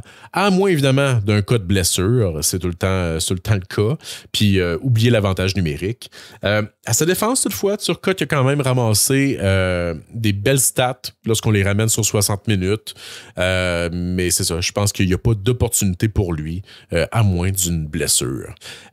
Byfield semble sur une bonne lancée. Son trio avec Fiala et Laferrière ont très bien joué, comme que je disais, suite à l'acquisition de Kuzmenko en mars. Parmi les trios qui ont passé 300 minutes ou plus ensemble la saison dernière, ce trio-là se trouve au 6e rang de la Ligue pour le pourcentage de buts attendus, pas loin derrière le trio de Nice, Matthews, Marner, mine de rien. Donc, c'était un trio très productif en fin de saison. Fait que leur ligne génère beaucoup plus de chances de marquer que l'équipe adverse lorsqu'ils sont sur la glace. Leur total de expected goals for est pas élite, toutefois. Ça demeure que c'est pas des joueurs élites nécessairement. Mais c'est quand même bizarrement, dans le fond, un nombre de total d'expected goals for similaire à Hyman, McDavid, RNH, Neighbors, Thomas Buchnevich et Turcotte, Kopitar, Kempe. Fait que bref, un trio plus offensif, je pense, que ce que les gens croient. Puis dans le fond, Fiala, Byfield joue également sur l'avantage numérique. Fiala, Byfield ont été parmi les joueurs les plus productifs de la Ligue après le 1er février avec 31 points en 32 parties, similaire à des gars comme Stützle et Braden Point. Fiala, je parle beaucoup de Byfield, mais Fiala, je pense, c'est un des gars sous-estimés également. Puis je dirais de faire attention à Brent Clark. Premièrement, c'est pas sûr qu'il va dépasser Doughty sur le power play. Il y a des bonnes chances, mais c'est pas sûr. Mais les Kings, ils ont roulé en fin de saison puis en série un avantage numérique à 5 attaquants. Les 5 attaquants que je vous ai nommés, les 3 K, Byfield et Fiala. puis ça marchait tempête. Puis c'était qui était à la pointe? Adrian Kempe. Clark a juste obtenu 9 points après le 1er février. Puis en cours de toute la saison, c'est 9 points total sur l'avantage numérique. C'est pas tant hot. Ses statistiques à 55 sur 60 minutes ont également été atroces. D'un côté, on peut dire qu'il y a place à amélioration, mais d'un autre, je pense qu'il est facilement tassable également. Il a malgré tout été le défenseur le plus productif des Kings avec une maigre récolte de 33 points. Fait que personnellement, Clark, je ferai attention. En fait, je ferai attention aux défenseurs des Kings en général si les Kings poursuivent cette voie-là d'utiliser 5 attaquants sur l'avantage numérique. Maintenant, pour le Wild du Minnesota, j'ai honnêtement rien à dire sur eux autres. Situation de Kaprizov, saison excessivement décevante de Brock Faber. Yves Bouillant va joindre l'équipe, mais c'est quoi le rôle qu'il va avoir? Est-ce qu'il va avoir le premier avantage numérique? Tout ça est comme pas tant clair. Mais il y a un gars peut-être à surveiller. C'est Danila Yurov, que je crois pourrait causer la surprise et se tailler un poste sur le top 6 de l'équipe. Fait que Yurov, surveillez-le. Maintenant, les Canadiens. En fait, pour les Canadiens, pas besoin de présentation, je pense. Mais je vais vous dire, soyez pas émotifs. Puis faites attention avec Ivan Demidov. Puis je m'explique. Je pense que Demidov, c'est le joueur d'avenir du CH. Les habitudes du podcast, vous le savez, je disais à son année de repêchage qu'il y avait un plafond plus élevé que McLeod Celebrini. J'étais un gros fan de McLeod Celebrini. Je pense que Demidov pourrait cette saison avoir une saison de 65 points. Je pense que c'est pas hors de question. Mais je crois qu'il va sortir trop tôt dans pratiquement tous les pools au Québec. Il y a des gens qui vont le voir à 80 points puis qui vont étirer le bras pour le prendre. S'il est disponible dans le bon range, repêchez-le. Même là, dans le range, là, 70, 72 points, prenez-le. Prenez-le. C'est le fun de suivre des joueurs qu'on aime puis des joueurs des Canadiens. Mais il y a des gens qui vont repêcher Demidov beaucoup trop tôt, je crois. Laissez-vous pas avoir par l'émotivité. Évidemment, dans un keeper, c'est toute autre histoire, là, mais là, je parle pour un non-keeper, évidemment. Autre chose qui me fait peur, mais qui est tellement excitant en même temps, j'ai hâte de voir comment l'ajout de Dobson va impacter la production de Hudson et vice-versa. L'an dernier, les deux étaient dans le top 15 de la Ligue pour les minutes sur l'avantage numérique. Ça va pas être le cas cette année. La chaise appartient, à mon avis, à Hudson. Mais ce serait pas surprenant de voir l'équipe jouer à quasiment 2 vagues ou de les voir alterner, je sais pas. Ça se peut que les deux, au final, terminent à 55-65 points plutôt que les deux de les voir terminer à 70-80. Je pense pas que ça se peut. Donc, ouais, je sais pas si on va se ramasser avec un Hudson à 80 points puis un Dobson à 50 ou si ça va venir s'équilibrer à peu près à 60-60. Bref, j'ai une petite crainte ici. Mais écrivez-moi en commentaire, c'est quoi vos prédictions de points en fait pour Hudson puis Dobson? Puis si vous aviez le choix entre les deux, c'est qui que vous prendriez? Puis j'en profite pendant que vous écrivez pour faire mes petites plugs. Là. Fait que là, pas besoin de m'écouter. Écrivez vos prédictions pendant que je me vide le sac. Premièrement, si tu aimes le podcast puis que tu es intéressé à en connaître davantage ses espoirs sur le repêchage de la Ligue nationale, je t'invite à t'abonner à ma chaîne. C'est gratuit. Je sors du contenu en cours de saison, des analyses d'espoir, des analyses du repêchage. Je t'invite aussi à partager ma page, à faire découvrir le podcast à tes amis. Ça va me donner un excellent coup de main. Puis chaque like, chaque commentaire que vous écrivez sous la vidéo m'aide énormément beaucoup. C'est pas pour rien que je vous demande là, d'écrire vos prédictions. Non seulement c'est pertinent, mais ça m'aide aussi. Puis je réponds à chaque message. J'aime échanger avec les gens.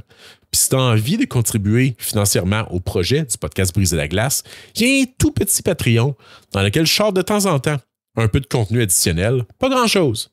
Comme là, je vais sortir, c'est peut-être déjà sorti, un premier bonus cette année dans lequel je vais parler de quelques espoirs éligibles au repêchage 2026 de la LNH. Un peu plus en profondeur de ce que j'avais fait lors de l'épisode régulier. Puis je vais également sortir mon 2e épisode de mon side project, mon podcast de board games qui s'appelle J'ai mes règles. Ça aussi, ça devrait sortir sous peu. Puis tout ça, c'est disponible au patreon.com/briser la glace. Comme je dis, contribution volontaire, Je promets pas de contenu, mais des fois, j'en sors. Surtout quand même plusieurs épisodes bonus, oui, la saison dernière. Et je compte continuer de faire ça, mais je ne promets rien parce que je sais que je ne suis pas constant là-dedans. Puis merci encore à tous ceux et celles qui y sont abonnés. Ça m'aide énormément à absorber les dépenses encourues par ce projet-là, parce que non, je fais pas une scène avec ça.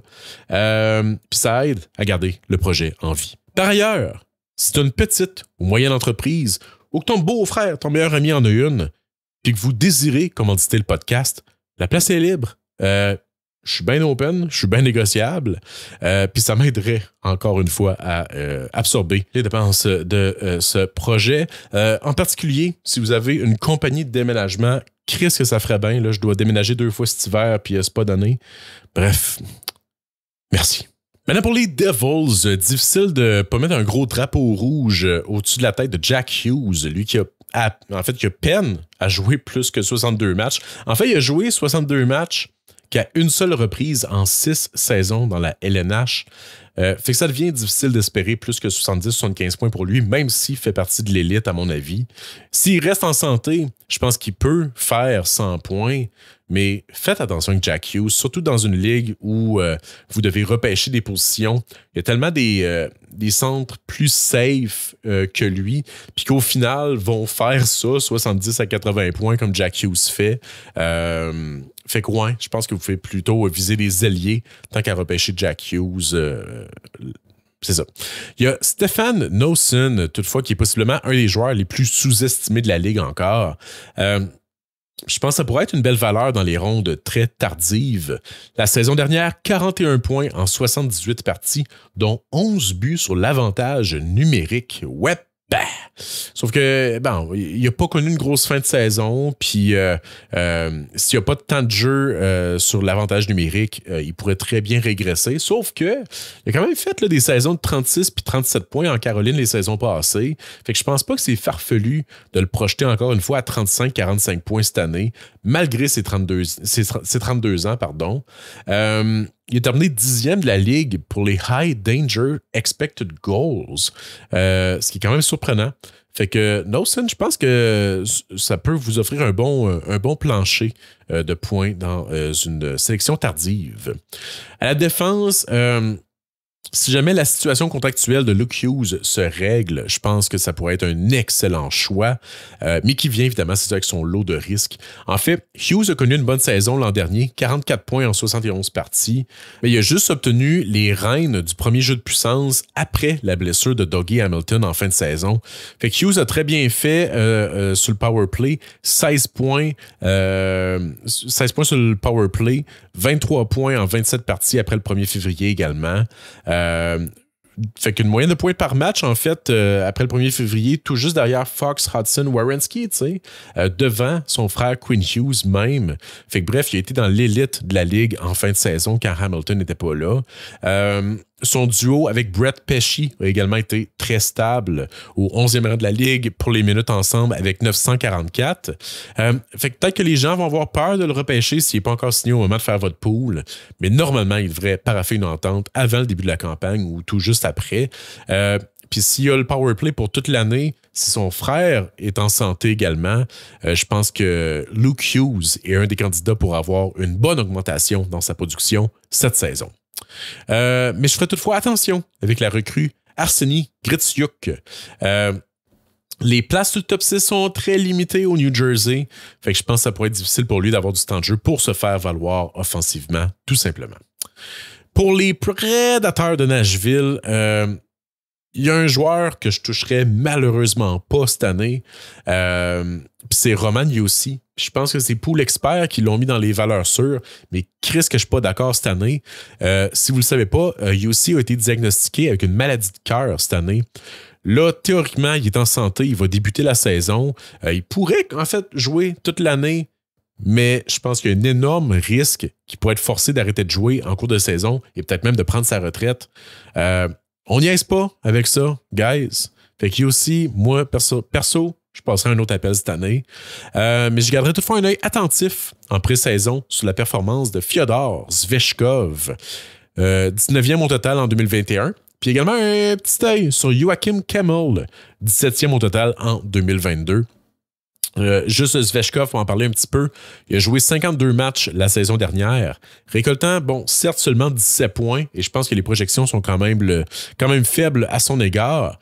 Mais il a joué moins de 13 minutes par match, à peu près pas d'avantage numérique, puis surtout dans une équipe où tout a été catastrophique.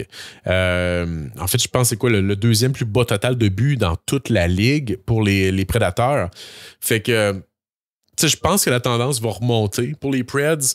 Puis avec les départs de Novak, Tomasino puis Nyquist, je pense que Svechkov pourrait devenir le deuxième centre de l'équipe ou du moins avoir de la place sur le top 6. Je pense même qu'il pourrait jouer aux côtés de Steven Stamkos. Certes, il a ralenti, mais ça reste Steven Stamkos. T'sais. Je ne m'attends pas à une saison record de la part de Svechkov.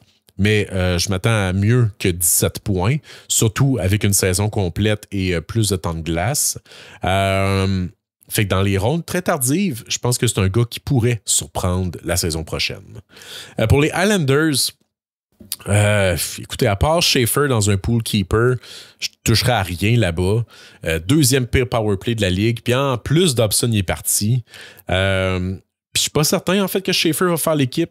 C'est un gars qui est sensationnel, je l'adore. Mais rappelons que c'est un joueur excessivement jeune. T'sais, il était à quelques jours d'être éligible au repêchage de 2026, là, pas 2025. Puis dans le fond, il a très peu joué lors de sa saison de repêchage aussi. Mononucléose, puis ensuite saison terminée à partir de décembre. Fait que il a besoin de jouer au hockey, je pense, Schaefer. Fait que s'il retourne dans la OHL, bon, il va dominer absolument. Mais je pense quand même que pour son développement, c'est nécessaire qu'il joue une saison complète. Fait que ouais, Schaefer, évidemment, dans un keeper, comme que je dis, mais je ne m'attendrai pas à le voir jouer nécessairement cette année. Mais peut-être, qui sait. Mais ça reste que c'est une équipe de pisse et je ferai attention. Pour les Rangers, il y a Alexis Lafrenière puis Will Couille, qui sont deux joueurs sous-estimés, je crois. Mais en fait, bon, Lafrenière, on s'entend, là, ne remplit pas les attentes, mais je pense quand même que sa contribution est sous-appréciée, tu sais. En fait, leur contribution à 5 contre 5 à Lafrenière puis la Couille a été plus grande que Zibanejad et Trocheck la saison dernière, sauf qu'ils n'ont pas eu de temps sur le jeu de puissance. Fait que c'est sûr que quand on compare le nombre de points total, ils sont largement en bas de Zibanejad et Trocheck, mais ils n'ont pas eu les mêmes occasions non plus. Mais d'un autre côté, ça limite beaucoup leur plafond. Parce que ce serait surprenant qu'ils l'obtiennent, cette chance-là, sur l'avantage numérique. T'sais, en fait, la Couille et la Fille, ils ont respectivement cumulé 3 et 4 points sur le powerplay l'an dernier. Fait que c'est normal que leur production était décevante. Mais comme que je dis, à 5 contre 5, ils étaient parmi les meilleurs joueurs dans leur équipe. T'sais. Le problème, c'est que les Rangers roulent leur powerplay à une seule unité. Ça risque d'être le Panarin, Miller, Zibanejad, Trocheck et Fox. Je pense pas que ça change, tu sais. Fait que la Fille, même s'il a pas mal cimenté sa place sur le top 6, sans jeu de puissance, ça va être difficile pour lui d'atteindre le 60 à 70 points. Encore là, il est à une blessure près, peut-être, d'avoir cette place-là, qui sait. Mais tu sais, c'est ça, oubliez le 60-70 points là, s'il ne joue pas sur le jeu de puissance. En fait, il y a juste Pasternak et Kucherov qui ont fait plus que 60 points à 5 contre 5 la saison dernière. Fait que, il n'y a pas de cachette, là. Ça prend du jeu de puissance pour faire des gros chiffres. La place de Couille est moins certaine sur le top 6 que Laffy, mais je pense qu'il pourrait avoir de la place pour lui. Fait que 2 bons choix, je crois, mais plus tard, évidemment. Peut-être viser plus le 50 points, I guess. Fait qu'à moins d'une blessure ou d'un gros revirement de situation sur la gestion ou la composition de l'avantage numérique, attendez-vous pas à plus que 50 points de ces joueurs-là. Mais il y a une possibilité, en fait, que ça explose. Mais on joue sur la chance ici, je crois. Puis comme je dis, je pense qu'on n'a pas donné assez de crédit à Laffy pour son excellente saison. 45 points, bon, c'est pas énorme, mais comme je disais, 40 points à 5 contre 5. C'est plus de points à 5 contre 5 que Rantanen, Strome, Boldy, Johnston, Horvat, Necas, Reinhardt, Stutzle, etc. Je sais pas. Peut-être qu'il pourrait tasser un Trocheck ou un Zibanejad du jeu de puissance, là. On le sait pas. On lui souhaite, puis on lui souhaite là, d'atteindre le 70 points. Mais comme je dis, il y a beaucoup de si derrière ça. Ottawa, maintenant, je vois pas vraiment de drapeau rouge. Je pense que pas mal tous les joueurs sont des bonnes sélections ici. Puis on le dit à chaque année, mais je pense qu'il pourrait exploser cette année. Un que je m'attends à plus, c'est Jake Sanderson. 57 points en 80 parties l'an dernier, mais un très, très, très faible 17 points à 5 contre 5. En fait, il y a eu autant de points à 5 contre 5 que Joel Edmondson, Brian Dumoulin et Jalen Chatfield. Ça a place à amélioration, je pense. Il a été le 3e défenseur le plus utilisé en avantage numérique dans toute la Ligue nationale la saison dernière. Fait que Sanderson, sa place sur le PP1 est cimentée. C'est un gars tellement dynamique, tellement offensif. Je m'attends à avoir plus que 57 points cette année. Puis on peut parler des long shots. Ça fait un petit bout que j'en ai pas parlé de long shot, mais je vais vous en parler de une. Puis dites-moi, les fans des Sénateurs, qu'est-ce que vous en pensez? Mais il y a un joueur, peut-être, qui pourrait causer la surprise au camp d'entraînement. C'est Stephen Halliday. Méga long shot, je répète. Mais Halliday, ça a été un de mes espoirs préférés en Ligue américaine la saison dernière. Tu sais, je réitère pour l'article qu'on a fait, le classement des espoirs et les banques d'espoirs chez Elite Prospects.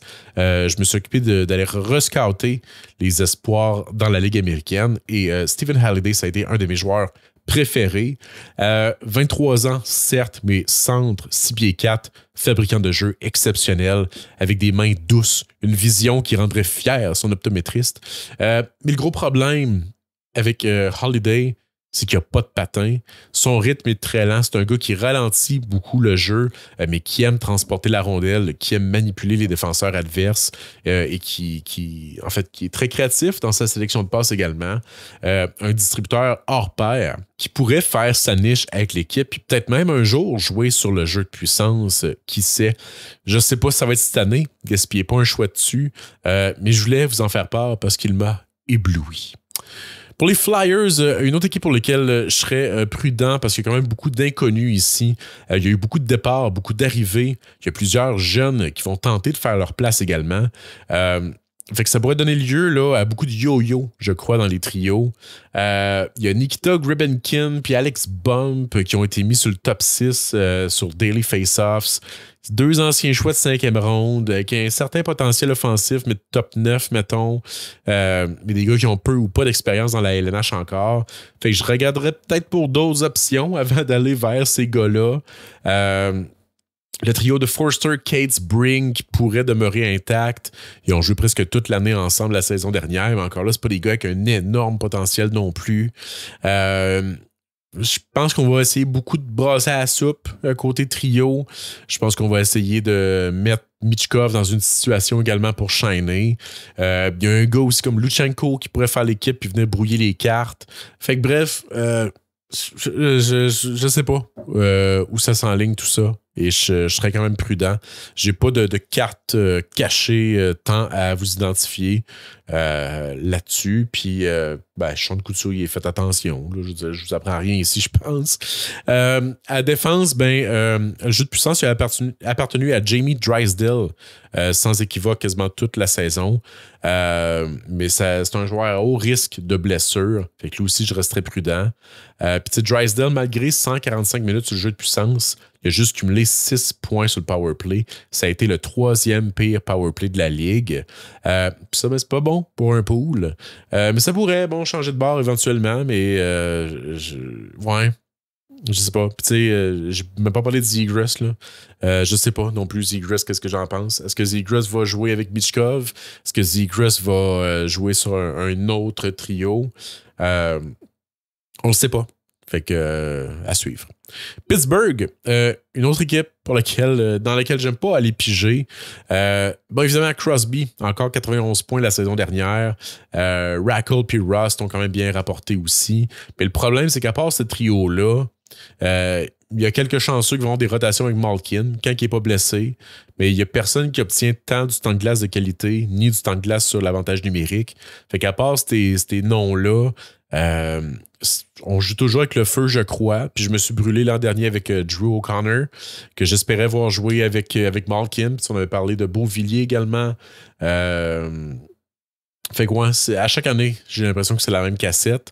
Puis le gars, cette année, que j'ai identifié pour ça, c'est Ville Koivunen, que je pense que non seulement en fait pourrait connaître une bonne saison, mais je pense qu'il pourrait aussi venir brouiller les cartes pour le trophée Calder, rien de moins. Choix de deuxième tour en 2021, qui joue en Liga pendant 3 ans. Puis l'an dernier, 56 points en 63 games à sa première saison dans la Ligue américaine, suivi de 7 points en 8 matchs dans la LNH. Il a joué 44 minutes avec Crosby puis Rust. Bof. 31 minutes avec Malkin puis Rackle, 21 minutes avec Rackle puis Dewar. Fait que je pense qu'on veut le mettre dans une position pour produire. Puis il a produit, je réitère, 7 points en 8 matchs. Puis il a joué 2,67 minutes en moyenne sur le jeu de puissance, sur lequel il a amassé 3 de ses 7 points. Fait que si il obtient du jeu de puissance encore Koivunen, et écoute, je doute qu'on le jume avec Crosby, mais il pourrait très bien jouer sur le deuxième trio. Je pense que ça pourrait être une des surprises cette année, mais j'ai l'impression qu'on dit ça à chaque année avec un gars, puis que ça marche rarement. Seattle, j'ai l'impression de me répéter, mais eux autres aussi, c'est une équipe à faire attention en fantasy. En fait, un seul pointeur de plus de 50 points l'an dernier, Jared McCann, qui est encore avec l'équipe, en fait. Puis McCann qui pourrait être échangé. En fait, je pense que le meneur, c'était quoi? C'était Stevenson l'an dernier, 51 points. Fait que bref, il n'y a rien de bon là-bas. Puis ils ont 9 joueurs qui ont une moyenne de 2 minutes ou plus par match sur le jeu de puissance. 9 joueurs qui sont splittés le travail, ça fait beaucoup trop de variabilité. Puis là-dedans, j'inclus même pas Capo Caco puis Mason Marchment. Fait que c'est une équipe qui répartit beaucoup le temps de glace. C'est une équipe qui fait beaucoup de variations également, beaucoup d'équilibrage. Fait que c'est pas une bonne équipe à aller piger dedans en termes de fantasy. Il y a toutefois Yanni Niemann, qui pourrait être une recrue à surveiller si vous avez besoin des recrues, et une sélection très tardive, qui a obtenu du temps sur le premier avantage numérique durant ses quelques matchs en LNH l'an dernier. Il y a Daily Faceoffs qui le mettent sur aucun des avantages numériques, bizarrement, mais il avait joué en moyenne 2,32 minutes en 12 rencontres la saison dernière, cumulant 3 points, dont 2 buts sur justement l'avantage numérique. Puis c'est un gros bonhomme. Je pense que c'est le gars qui pourrait jouer devant le filet sur le power play. Puis à 5 contre 5, il pourrait possiblement jouer sur le top 6, peut-être même la première ligne également. L'an dernier, il a principalement été utilisé avec Beniers et Kako durant ses 12 matchs. Il a aussi joué avec Burakovsky et McCann. Puis même avec Eberle et Stevenson. Fait que dans tous les cas, je pense qu'on voit en lui un allié de puissance, top 6, dangereux autour du filet. Je pense pas que ce soit un gars qui va jouer sur la 4e ligne. Je pense vraiment qu'il va jouer dans un rôle offensif à cause justement de sa taille et tout ça qu'il peut apporter. Et comme je dis, c'est une équipe qui produit peu et qui équilibre ses trios. Fait que à faire attention. Mais tu sais, j'en connais là, des pools qui exigent une recrue. Là. Fait que ça fait que ça prend 32 recrues de repêcher dans cette pool-là. Fait qu'en t'as pas le choix d'étirer le bras pour des gars comme ça. Fait que peut-être Yanni Niemann pourrait être une option si vous êtes mal pris. Pour les Sharks, écoute, les Young Guns ont toute la place pour produire. Fait que ça, c'est vraiment très bien. Par conséquent, je ferai attention aux vétérans qui ont été ajoutés à cette équipe-là, que ce soit les Kourachev, Wenberg, Skinner. C'est pas clair qui va avoir quel rôle, qui va se ramasser sur le premier ou sur le 3e trio. Si en plus Michael Misa fait l'équipe, là, ça vient encore plus brouiller les cartes. Je pense qu'il pourrait avoir beaucoup de chaises musicales. Il y a certains de ces joueurs-là qui vont justement se ramasser sur le 3e trio, comme Wenberg, là, je crois, ça va être le cas ici. Qui avait amassé, 35 points l'an dernier, avec un peu de temps sur l'avantage numérique. Mais je pense pas, c'est ça, c'est très volatile tout ça, je crois. Puis pour l'avantage numérique, je pense que ça pourrait être Eklund, Smith, Toffoli, Celebrini, en plus d'un défenseur. Mais c'est ça, c'est pas clair qui va jouer à la pointe. Il y en a qui disent que ça va être Klingberg, mais je pense qu'il pourrait être tassable au dépend d'un jeune. Comme je dis, on donne la place aux jeunes dans cette équipe-là, et c'est ce qui est magnifique, mais qui apporte aussi beaucoup d'incertitude et de volatilité. Mais il y en a un. Encore là, si vous cherchez une long shot, c'est Luca Cagnoni. S'il fait le club, je pense qu'il pourrait piloter cet avantage numérique-là. Petit défenseur agile qui excelle comme corps arrière. Puis en 6 parties l'an dernier, il a joué 17,64 minutes par match, ce qui est très bon. Donc, 3 minutes en moyenne sur l'avantage numérique. Fait que Luca Cagnoni pourrait être leur homme ici, mais c'est pas une garantie qu'il va faire le club non plus. Ceci étant dit, les Sharks sont pas en mode gagner maintenant. Fait que je pense que ça pourrait faire du sens de l'embarquer dans l'équipe puis c'est ça, de jeter aux oubliettes un gars comme Klingberg.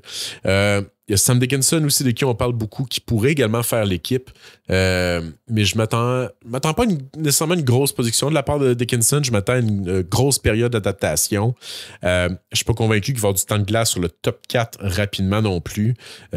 Dick, il est encore très jeune. Manque beaucoup de maturité dans son jeu. Fait que je pense pas qu'on peut l'exposer à une vingtaine de minutes par match en partant. Donc, il risque de jouer sur une troisième paire. Puis, je suis pas convaincu qu'on va lui donner l'avantage numérique non plus en partant.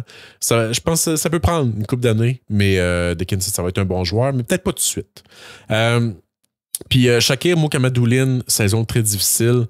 Des stats avancées ou ramenées sur 60 minutes qui ont été très décevantes. Fait que lui aussi, là, peut-être ne pas tout risquer sur lui. Puis Michael Misa, c'est pas clair s'il va faire le club. Fait que j'adore Michael Misa, mais je ne miserai pas ma chemise là-dessus. Les Blues, je pense que, encore là, une équipe qui ont beaucoup de joueurs sous-appréciés, que ce soit les Thomas, Kyrou, Holloway très sous-estimé, Buchnevich également. Des valeurs sûres depuis quelques années. Neighbors a connu une saison correcte aussi. Kyrou, écoute, je pense que c'est un des plus sous-appréciés. 7e pour les buts par 60 minutes dans la LNH. 21e pour les points par 60 minutes. 19e pour les tirs par 60 minutes. Puis il a cumulé 47 points à 5 contre 5.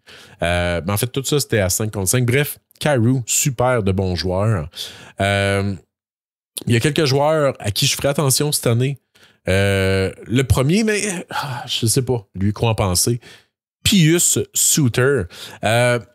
Impressionnant, 46 points la saison dernière pour Pius Suter, mais il y avait un shooting percentage assez élevé puis un nombre de buts qui ne matchait pas son nombre de buts attendus. Fait que j'ai fait de quoi que j'ai pas fait pour beaucoup de joueurs dans cet exercice-là, mais je l'ai fait pour Pius Suter. Je suis allé voir tous ses buts la saison dernière. Comme attendu, beaucoup de garbage goals, beaucoup de tap-ins, beaucoup de rondelles qui ont juste amené au filet et qui ont été déviées. 4 buts en filet désert. Ça, je m'y attendais, sauf que j'ai été agréablement surpris pour le reste de ses buts. Il y a eu pas mal de beaux tirs du bumper. Il y a eu 3 ou 4 buts en échappé. Des beaux buts de marqueur quand même. Je pense pas qu'il augmente le rythme davantage. Ça reste que c'est un gars, c'est un vétéran qui roule sa bosse depuis un bon moment. Puis aussi, le point d'interrogation, c'est qu'il a tout fait ça à Vancouver. Maintenant, il est rendu à Saint-Louis. Il risque de jouer comme 3e centre également. Fait que je ferai attention. En fait, je serais pas surpris qu'il refasse un 35-40 points en passant sous le radar.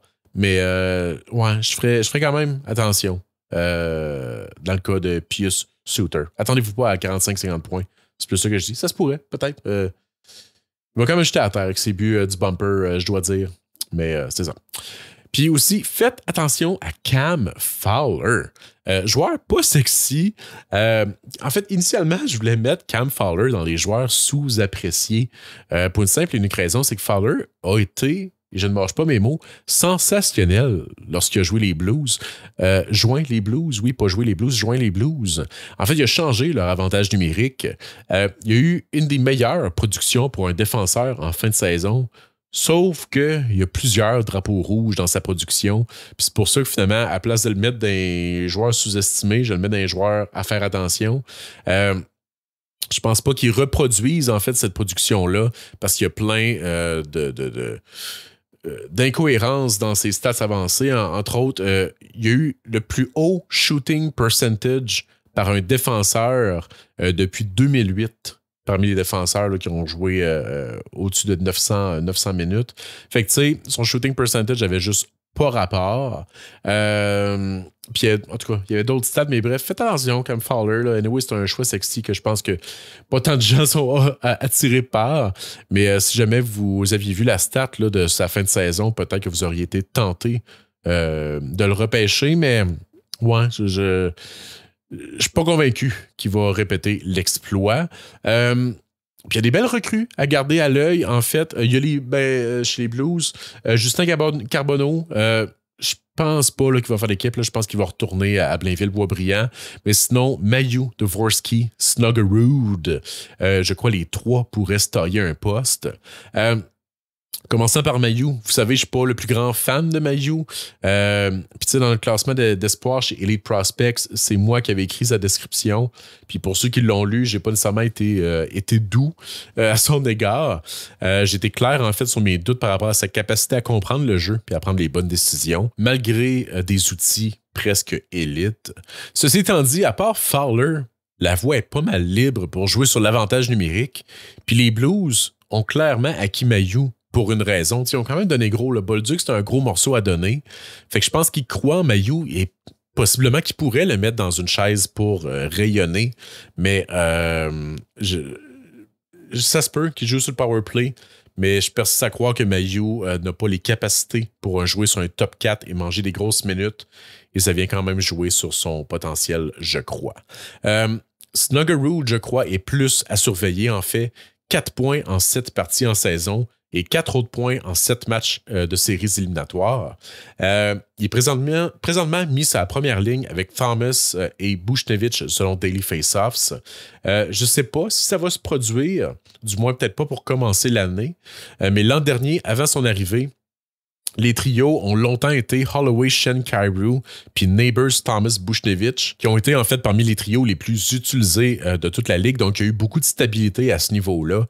Sauf que c'est vrai toutefois qu'en série, on a vu le trio de Buchnevich, Thomas et Snuggerud. Mais on a aussi vu Neighbors, Shen, Snuggerud. Bref, dans tous les cas, prenez pas pour acquis qu'il va juste à la première, mais ça regarde quand même très bien pour qu'il joue sur un top 6. Les trios risquent de bouger, puis je pense que Snuggerud, vu son profil de joueur, je pense malheureusement qu'il est aussi facilement tassable sur un troisième trio, ce qui pourrait influencer sa valeur de fantasy, mais surveillez le camp. S'il joue sa première ligne, premier avantage numérique, je pense que Snuggerud pourrait être une solide prise ici. Pour Dvorsky, je ne toucherai pas tout de suite. Je pense que c'est une saison trop tôt. Je pense que ça va être une saison de transition, temps de jeu limité, fort possible retour dans la Ligue américaine. Et d'après moi, on devrait le voir davantage sur un troisième trio, du moins pour l'instant. Pour le Lightning, saison de 90 points pour Hagel, que j'avais visé en fait acquérir dans tous mes pools, mais que j'ai pas pu avoir partout. Mais il m'a aidé grandement, je dois dire. Puis, petite crotte sur le cœur, je parlais d'entrée de jeu qu'on hésitait entre Dahlin et Dobson, puis on a pris Dobson finalement. Juste pour remettre en contexte, c'était notre choix de fin de deuxième ronde. On avait identifié 5 joueurs. En fait, on était, je pense, c'est 6 choix avant nous autres. On a identifié 5 joueurs qu'on voulait repêcher. Je me souviens plus trop c'était qui, là. Je pense qu'il y avait Brad, Kempe, Hagel. Bref, des joueurs comme ça. Puis Hagel était comme pas mal là, dans les choix qu'on voulait beaucoup. Je suis pas sûr que Brad était là, mais Hagel, Kempe for sure. Puis nos 5 choix sont partis, les 5 choix avant nous autres, back to back to back to back to back. Puis on s'est retrouvé le bec à l'eau. Il a fallu prendre une décision panique. Puis le prochain sur notre liste, c'était Dobson. Il y avait Dahlin non loin derrière, mais les projections n'étaient pas belles pour Dahlin. Fait qu'on a pris Dobson, puis ça a donné ça. On a perdu notre pool. Si on avait pu avoir fucking Brendan Hagel à 90 points, on aurait été dans des très bonnes équipes, je crois. Mais finalement, ça a été de la merde. Fait que bref, 90 points pour Hagel, mais 0 but en avantage numérique, ce qui est quand même surprenant. Il y a plusieurs qui prévoient une régression de la part de Hagel, ce qui n'est pas surprenant en fait. 90 points, ça serait fort surprenant qu'il refasse ça, mais le contexte n'a pas tant changé à Tampa non plus. Puis s'il peut ajouter des buts en avantage numérique, le point per game est, à mon avis, encore atteignable. Fait que, tu sais, comme je dis, j'ai pas checké les projections, mais j'imagine que personne qui le met à 90 points, là, on devrait le voir probablement là, autour de 70 points dans les projections, mais je pense que le 80 est encore atteignable là, dans son cas. Puis, ouais, fait que c'est ça. Puis aussi l'autre, je vais me donner une petite tape ses épaules là, pour le prochain. L'an dernier, dans les cartes, très très, très caché et obscur. Et je vous ai dit, je vous en parle, mais tu sais, gaspillez pas un pic là-dessus. Je vous avais parlé de Gage Gonçalves.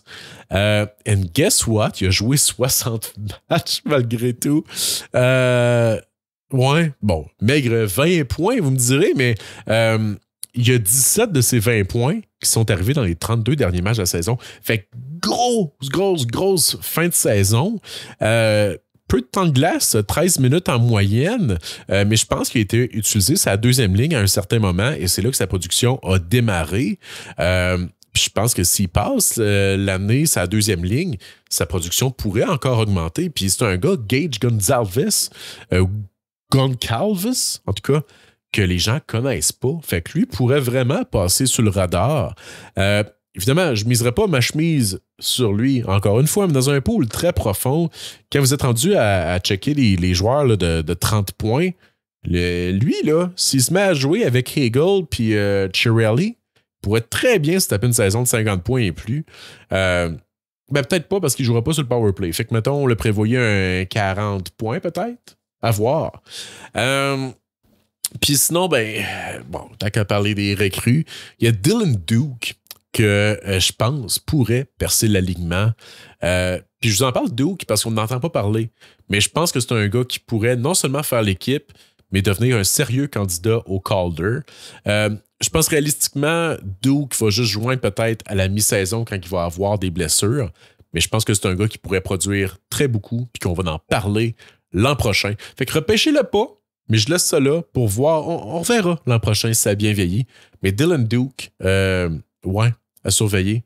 Puis l'autre, Jack Finlay, son nom, le grand centre de 6 pieds 4. Lui aussi, c'est pas pour tout de suite, ça sera pas pour les fantasy, mais lui aussi, je crois, va s'en venir. Pour Toronto, les OGs du podcast, vous savez que j'avais Matthews Michelli dans mes cartes cachées il y a quelques saisons. Puis il y en a là qui m'avaient dit l'an passé, hey, merci encore, mais Michelli, tu m'avais fait gagner mon pool.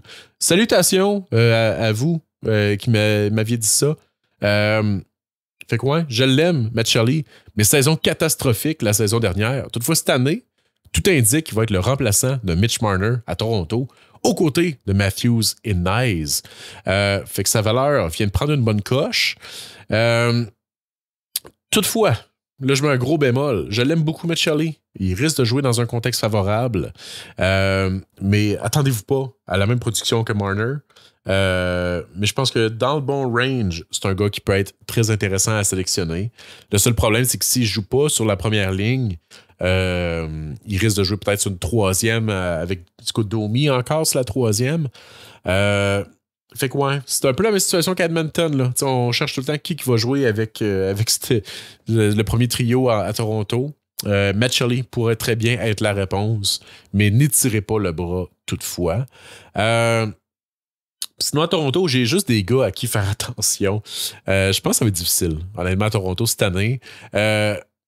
Premier, Morgan Riley. Dangereux. Touchez pas à ça.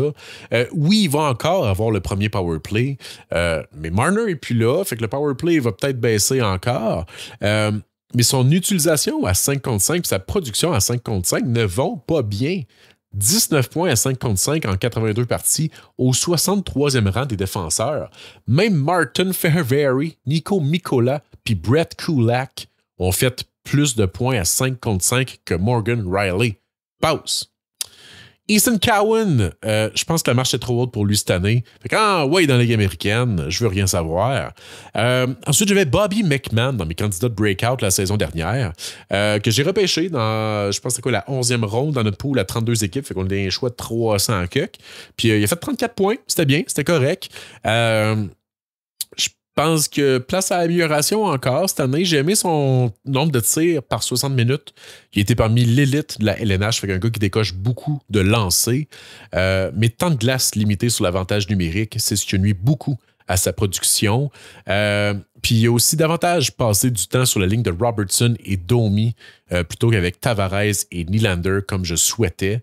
Toutefois, la ligne de McMahon, Tavares, Nylander a été la meilleure des Leafs en termes de expected goals for par 60 minutes. Fait que s'il est rejumelé à ces deux-là de manière plus régulière, puis qu'il obtient du temps de jeu sur l'avantage numérique, peut-être que le départ justement de Marner libère une place pour un gars comme McMahon.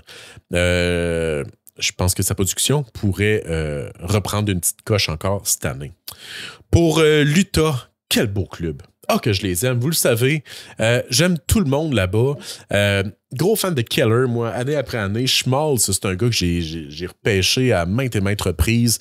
Peterka, c'est un de mes joueurs préférés en vue de la saison passée. Dylan Gunther aussi, c'est un gars que j'avais là en haute estime l'an dernier, puis que j'ai essayé d'aller chercher dans à peu près toutes mes poules. Coulé, grosse saison. Même Hayton est sous-estimé, je pense.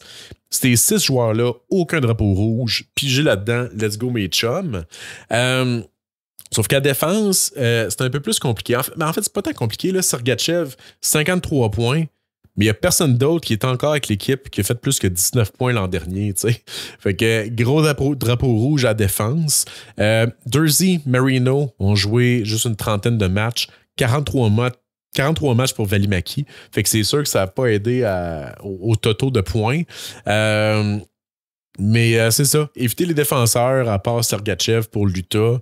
Juste le temps qu'on comprenne un peu la chaise de tout le monde. Je pense qu'il y a une couple de joueurs qui pourraient venir brouiller des cartes. Entre autres, les deux géants, Simachev et Lamoureux, pourraient très bien faire l'équipe. Ouais. Ensuite, Vancouver. Je serais prudent ici à Vancouver. Il n'y a aucun des attaquants qui sont encore avec l'équipe qui ont fait plus que 51 points la saison dernière. Garland et Brock Besser ont été les meneurs à 50 points. Évidemment, Peterson a été blessé, mais sa production était largement sous le point par match. Possible rebound ici, mais il y a peut-être d'autres options. Même côté jeune joueur, Lekirimaki n'a pas eu les débuts escomptés. 6 points en 24 matchs. Personnellement, je prendrais une sabbatique. C'est Canucks cette année, à part Quinn Hughes, puis peut-être Ronek. Pour moi, il n'y a pas tant de choix intéressants. Peut-être Connor Garland, qui est encore un choix sous-estimé année après année. Pour les Golden Knights, j'avais prédit une grosse saison de la part de Pavel Dorofeyev. C'est un autre que je vous avais dit, repêchez-le, il est sous-estimé. Puis que j'ai pogné à peu près dans toutes mes poules. Puis je suis pas peu fier du résultat. 52 points, dont 35 buts. Sauf que je sais pas s'il va tant augmenter sa production cette année, toutefois. L'addition de Mitch Marner pourrait faire mal à son temps de glace, mais en même temps, il a passé presque toute l'année à 5 contre 5 avec Sad et Hurtle, et non avec Eichel puis Barbachev. Fait que c'était Stone qui jouait avec eux. Fait que je sais pas si ça va tant impacter. Je pense qu'on pourrait revoir Sad, Hurtle, Dorofeyev ensemble. Sauf que peut-être plus dans un rôle de troisième ligne, puis d'avoir Smith, Carlson, Stone comme deuxième, peut-être. Fait que bref, je pense que l'ajout de Marner fait peut-être mal. Mais c'est ça. Mais tu sais, des gars comme Stone, Carlson sont souvent blessés. Ça peut aider Dorofeyev, en fait, à avoir plus de temps de glace. Mais bref, c'est ça. La présence de Marner, je pense, pourrait aussi lui faire mal sur l'avantage numérique, je ne sais pas. Dorofeyev avait quand même amassé 17 points, dont 13 buts sur le jeu de puissance. Mais en même temps, il a tellement été bon. Je pense qu'ils vont encore aller vers lui cette année, tu sais. Sur le jeu de puissance, puis il est méconnu encore du public. Fait que gardez vos attentes peut-être à 45-55 points dans le cas de Dorofeyev, mais ce serait pas surprenant qu'il explose là, 65 points. Là, je pense que ce serait pas si farfelu que ça. Son nombre de tirs, son nombre d'expected goals par 60 minutes ont été élites la saison dernière. 32 points à 5 contre 5 aussi, ça a été très bon. Fait que tu sais, s'il y a des opportunités... je pense qu'il peut produire encore. Puis Ivan Barbachev, c'en est un autre qui est sous-estimé, oui, ou sous-apprécié année après année. 51 points en 70 parties la saison dernière, mais 43 points à 5 contre 5, c'est pas rien. C'est au 18e rang de toute la ligue pour les points par match à 5 contre 5, devant Matthews, devant Point, Suzuki, Nylander et compagnie. Puis il a juste eu 3 points en avantage numérique, notre chum Barbachev. C'est pas un gars qui avait l'habitude de se blesser avant la saison dernière non plus. Fait que je pense que c'est un choix très safe. Puis en jouant toute l'année avec Eichel et Marner, Je pense que son 60 points est pas mal assuré. Mais encore là, sans jeu de puissance, ça va être difficile, je crois, de faire plus que ça. Pour Winnipeg, je suis un gros fan, année après année, d'aller piger dans Winnipeg, là aussi. Puis je pense que cette année, il ne va pas faire exception. Les Top Guns, toujours des bons choix, à mon avis. Je n'entrerai pas en détail là-dedans, mais il y a un gars de qui on parle année après année, surtout là, dans mon équipe de pool. À chaque année, ça va moyen, mais je pense que cette année, c'est la bonne. Neil Pionk, 39 points l'an dernier, un petit peu plus qu'à l'habitude. Là. D'habitude, je pense qu'il se tient plus dans le 33 points environ. Là, c'était 39, mais en 69 matchs, quand même, un rythme pour 46 points. Mais ça inclut 22 points à 5 contre 5 et 12 sur le power play, mais aussi 7 points en 13 matchs en série, ce qui n'est pas piqué des verres. Mais ce que j'aime aussi de cette distribution de points, c'est que c'est principalement des assistances primaires. En fait, il y a eu plus de primary assists que Josh Morrissey à 5 contre 5. Fait que très tard dans un repêchage, je pense que c'est un petit défenseur qui pourrait... Je pense que le 35 points, bon, il est encore réaliste comme à chaque saison. Mais un 40, 42, peut-être 45 points, je pense que c'est pas si farfelu cette année dans le cas de Neil Pionk. Il y a de quoi qui a changé. J'ai pas mis la main sur quoi, mais il semble avoir des opportunités, enfin. Fait que, croyons-y. Et Washington, pour conclure, je m'attends à un gros ralentissement de la part d'Ovechkin et par conséquent, un ralentissement de la part de Strome et compagnie. Des gars comme Strome et Protas ont eu des stats avancées ou des shooting percentage quand même assez élevés. Shooting percentage à 18, je pense que c'est difficilement soutenable ou améliorable.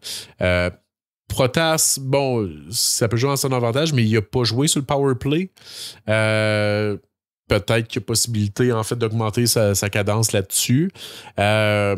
Il a fait quoi? 66 points, puis un seul point en avantage numérique.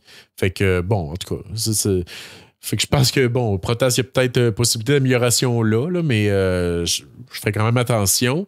Pour l'instant, je pense pas qu'il y a de place, en fait, sur l'avantage numérique. Même des gars comme Lapierre, Frank, puis Miro Shnichenko ont eu plus de temps de jeu que Protas. Fait que, bref, je serais prudent, je pense, avec Washington. Je pense qu'ils vont débuter une ère de transition, même s'ils sont pas prêts. Mais là, Ovechkin a battu le record. Là, je pense qu'ils sont prêts à passer à autre chose. Fait que peut-être qu'on va commencer à voir les jeunes prendre un petit peu plus de relève ici. Mais il y en a un. Il y a peut-être McMichael que je verrais un bon argument. Je pense que c'est un des gars qui pourrait prendre encore une coche cette année. Mais... c'est ça, je pense que je serais prudent côté recrue, je serais prudent côté vétéran. Je sais pas trop vers où ça va aller. Puis, tu sais, je suis le fan numéro 1 de Ryan Leonard, vous le savez, mais je pense pas que le contexte va être favorable pour le faire produire. Mais l'avenir est brillant à Washington. Au hockey, je parle. Côté politique, c'est désastreux. Sur ces belles paroles, ça conclut l'épisode. J'ai fait ça en bas de 2 heures, comme un grand garçon. Je suis fier de moi. Je suis fier de vous aussi d'avoir écouté l'épisode jusqu'à la fin. Je réitère, n'hésitez pas à suivre la chaîne. J'ai une page Facebook aussi, sur laquelle je publie des affaires. Les questions du public. Il y a beaucoup de questions du public. Pas devant public, bref, que je traite durant les épisodes. Puis c'est sur la page Facebook que ça se passe, que vous pouvez me poser des questions que je vais répondre durant les épisodes réguliers du podcast. Fait que je vous invite à me suivre, à dropper un petit like, un petit follow, commentez. Écrivez-moi, vous, c'est qui vos cartes cachées? Écrivez-le de manière anonyme pour ne pas vous faire voler vos cartes cachées. Mais ouais, c'est toujours un plaisir de vous lire, d'échanger avec vous. Puis on se revoit très bientôt pour un autre épisode du podcast Briser la glace. Merci et bonne nuit.